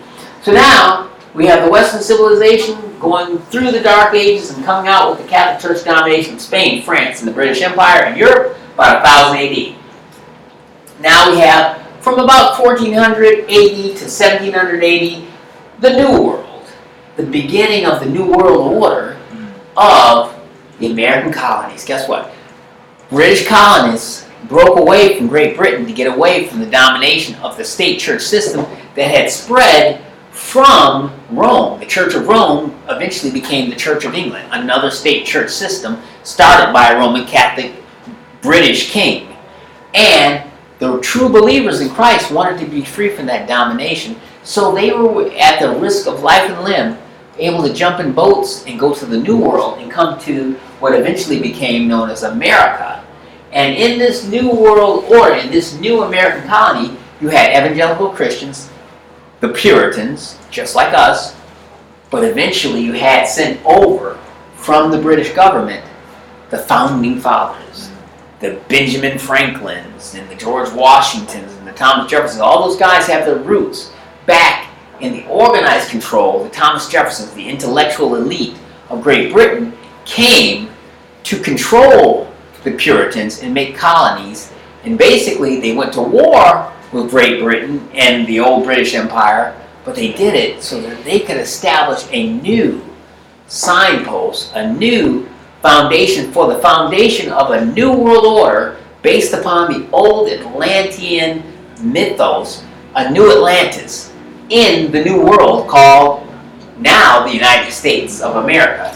And we see that that starts at the time of the American Revolution in 1776, and eventually from 1776 onward, you see the USA, there's a war going on between evangelical Christians who are the eventual successors to the British Puritans who came over in the Mayflower and such, battling against the governmental rulers who were sent over by the British Illuminists, the Illuminati that controlled France and Great Britain at the time of the founding of the United States of America, came over. The rulership, the leadership, were the British occultic New World Order Luciferians, battling for control of our country against the mass population who were basically Puritans, who were Bible-believing Christians, who refused to be part and parcel of a state church system like Rome and like the Church of England. So we see that battle still going on. The battle by the Illuminati and the Masons for control of Europe began in 1776, spread here to the United States of America. The United States is named after a pagan sky goddess. America is the name of an ancient pagan sky goddess. So from 1776 onward, we have that tension and that dispute and that fight going on into our 13th and final era. 13, number of wickedness in the occult, very important. Ironically, we end it there. The United States of America, the modern era, the Christian or Protestant churches and evangelical churches, the Protestant churches for sure, became infected or paganized with Babylonian religious harlotry and turned into a form of pseudo-Christianity that in the 1800s gave rise to what? The Mormons, the Jehovah's Witnesses, Seventh-day Adventists. Sounds a lot like Christianity, but they aren't. Don't believe in the deity of Christ, don't believe in the reality of hell, and eventually that gave way to the purpose-driven or emergent church movement, TBN, the prosperity gospel, satellite and cable television, but New Age religious belief systems, and guess what came back again? The rise of feminism, or should I say the return of feminism, which was once upon a time part of the goddess worship system that made the crops grow in Scotland, Ireland, Wales, and the like. But also now added into the mix, homosexuality and gay marriage is now approved by this new pseudo-Christian New Age church, which is the original Mystery Babylon system that began in 1800 BC, 2,000 years before the birth of Christ. Nimrod and Semiramis were establishing the Tower of Babel and the foundations for Satan to rule through man, a great and powerful king, Nimrod, who himself manifested by sexual ritual, a change of his DNA to make him into a Nephilim, into a Superman, into a God-man. And that power and that religious belief system that his wife promoted through herself as a goddess queen continued on throughout all of history, right to the very present day where we are right now in the Laodicean apostate era of churchianity that Jesus wrote about in the 7 letters to the 7 churches. So, with that brings us almost to the conclusion of our study. But let's take a look real quick at, we've looked at verses 9 and 10. So read for us again real quick, verse 11, Steve. And the beast that was and is not, even he is the eighth, and is of the seven, and goeth into perdition. Okay, so now, if you would, somebody read for us Revelation chapter 13, verses 1 through 4. Go ahead. Yeah, go ahead.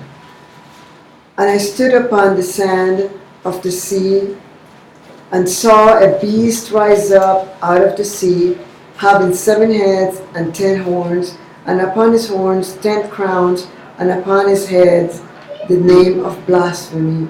And the beast which I saw was like unto a leopard, and his feet were as the feet of a bear, and his mouth as the mouth of a lion. And the dragon gave him his power and his seat and great authority. Wow, now that, go ahead. Verse 4. And I saw one of his heads as it were wounded to death, and his deadly wound was healed. And all the world wondered after the beast. And they worshipped the dragon, which gave power unto the beast, and they worshipped the beast, saying, Who is like unto the beast? Who is able to make war with him? So that sounds a lot like what we read from Daniel. You know, wait a minute, it's a bear and it's got feet, like, you know, and all this. What we see here is Daniel is getting this same information that John got 600 years later from God himself about the Antichrist and about the death and the resurrection of the Antichrist. Antichrist dies and comes back to life again. The one who was not, and yet is, he's coming back to life. And once he goes into the abuso, he comes out possessed by Satan himself.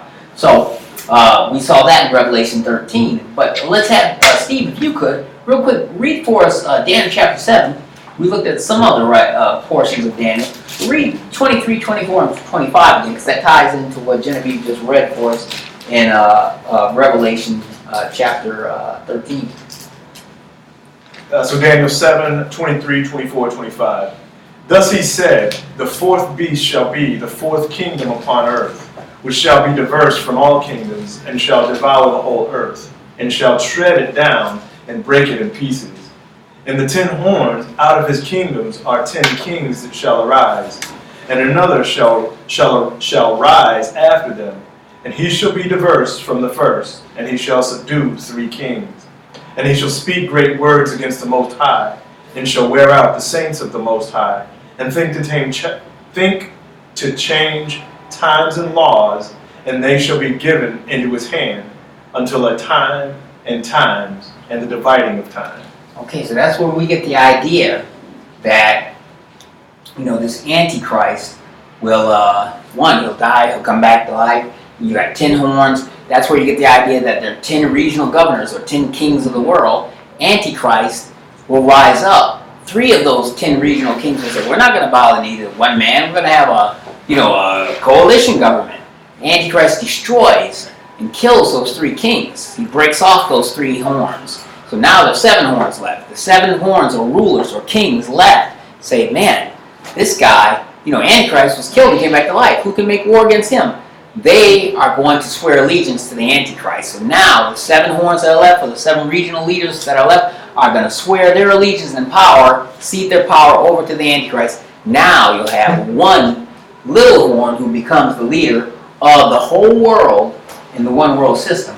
And so now, while I have you doing the reading, Steve, read verse 11 real quick of Revelation 17. And the beast that was and is not, even he is the 8th, and is of the 7th, and goeth into perdition. So we already looked at how that could be interpreted.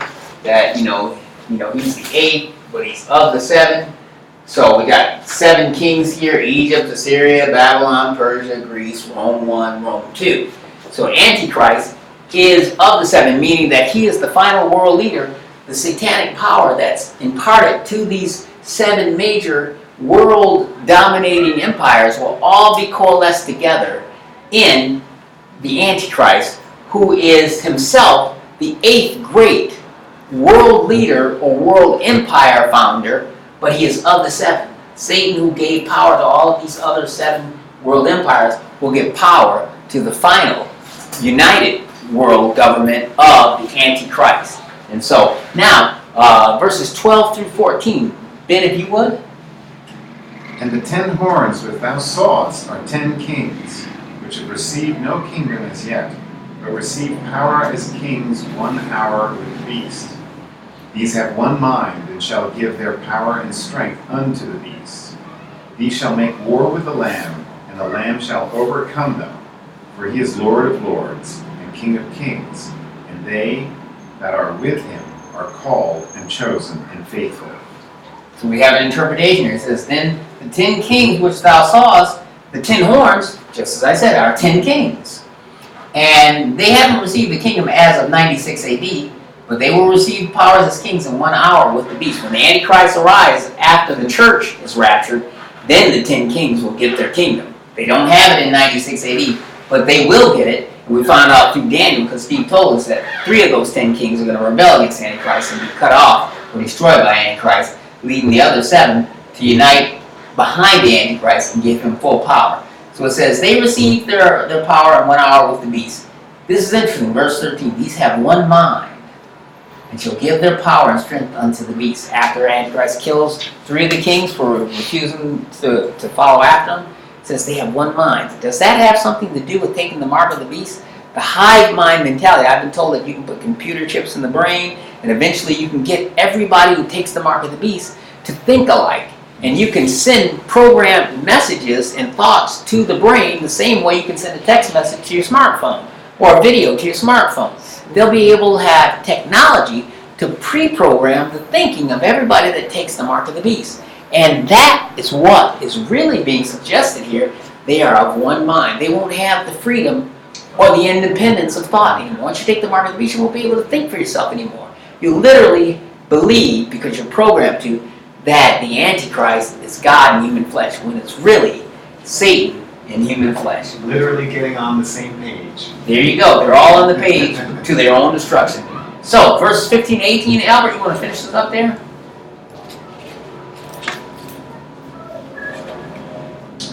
And he said unto me, the waters which thou sawest, where the whore sitteth, are peoples, and multitudes, and nations, and tongues. And the 10 horns which thou sawest upon the beast, these shall hate the whore, and shall make her desolate and naked, and shall eat her flesh, and burn her with fire. For God had put in their hearts to fulfill his will, and to agree, and give their kingdom unto the beast, until the words of God shall be fulfilled.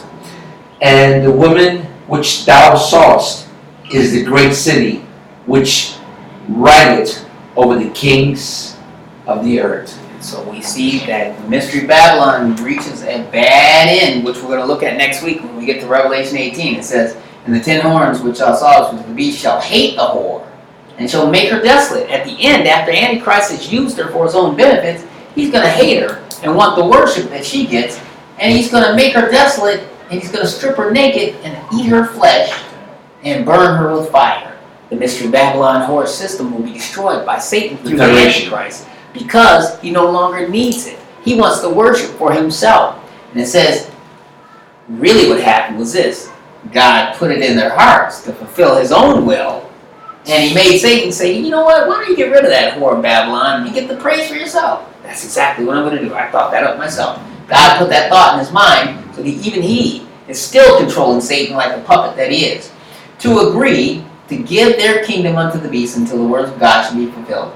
And the woman which thou sawest is the great city, that great city, which reigneth over the kings of the earth. And Dave makes the point, which city is ruled over all the kings of the earth? Has to be none other than the Roman Catholic Church in Rome. Rome ruled over the cities of the earth through the great city of Rome, and the Roman Empire was established. So I think that we have effectively established that. So to recap, the 4 major points of view with regards to Mystery Babylon, when you hear the word Babylon, everybody knows it was an ancient city that was rebuilt by Nebuchadnezzar, but the views are this. One, and this is the one promoted by Dave Hunt, that Mystery Babylon or Babylon in the Bible is referring to the city of Rome now extant, the one that exists in Italy. Then the second view is that Babylon will be the rebuilt city of Babylon. That was ancient Babylon, became Neo-Babylon under Nebuchadnezzar, and will become the revived Babylon in Iraq, which was being done by Saddam Hussein before he got executed for war crimes. Joe Chambers and Mark Hitchcock both say that the ancient city of Babylon in Iraq now will be rebuilt and actually will become the seat of a New World Mystery Babylon religion. I agree with that. Chuck Missler agrees with that. And then the fourth view is the view that myself and Chuck Missler share, is that both Mystery Babylon will be the city rebuilt in Iraq, and it's also going to be seated spiritually in the ancient city of Rome, which dominated over the earth. So Chuck Missler and myself both agree with Dave Hunt and Joe Chambers that it's both the city of Rome, and then it will be transported by those winged angel women that Ben told us about in Zechariah 5, will be transported from Rome eastward to Iraq, to the ancient city of Babylon, where it all began. And eventually, God's going to put it in the heart of Antichrist and destroy the harlot, whorish, false church system, and we'll be able to laugh at our destruction. And then, in next week, in Revelation chapter 18, we'll see how it all begins to fall apart for the whore of Babylon. And so, with that, that's it. Any questions or comments, we take those now. If not, we'll have Steve, you want to close us out with prayer there? Lord God, we thank you again for another opportunity, Lord, to go through the Word in such it's a timely study that we're doing now, because all of these things are before us, Lord. Give her in-depth understanding, Lord, to share with us tonight. I hope that we'll take the time to review the notes, do the homework, and be ready for next week. Lord, again, we thank you for this little house church. It's just such a blessing that we have the opportunity for us to come together this way. A lot of folks around the world, a lot of believers around the world don't have this opportunity, where it costs them much higher price for them to gather together and praise your name, Lord. And we just thank you for this little bit of time that we had. In Jesus' name I pray. Amen. All right. Before we sign off, again, homework assignment, read Revelation 18 for next week, and this weekend, take a look at this book and the video that's on YouTube for free. A Woman Rides the Beast by Dave Hunt. Go on YouTube, look at that video, and it'll add additional heft, and you'll be able to see videographic evidence of the things we talked about. It'll really bring to life some of the things we talked about. If you get a chance this weekend, do that as your homework assignment. And then next week, if the rapture doesn't occur first, we'll pick up with Revelation chapter 18, which is the conclusion to the destruction of Mystery Babylon the Great. So, there we go. Steve, you tune us out there?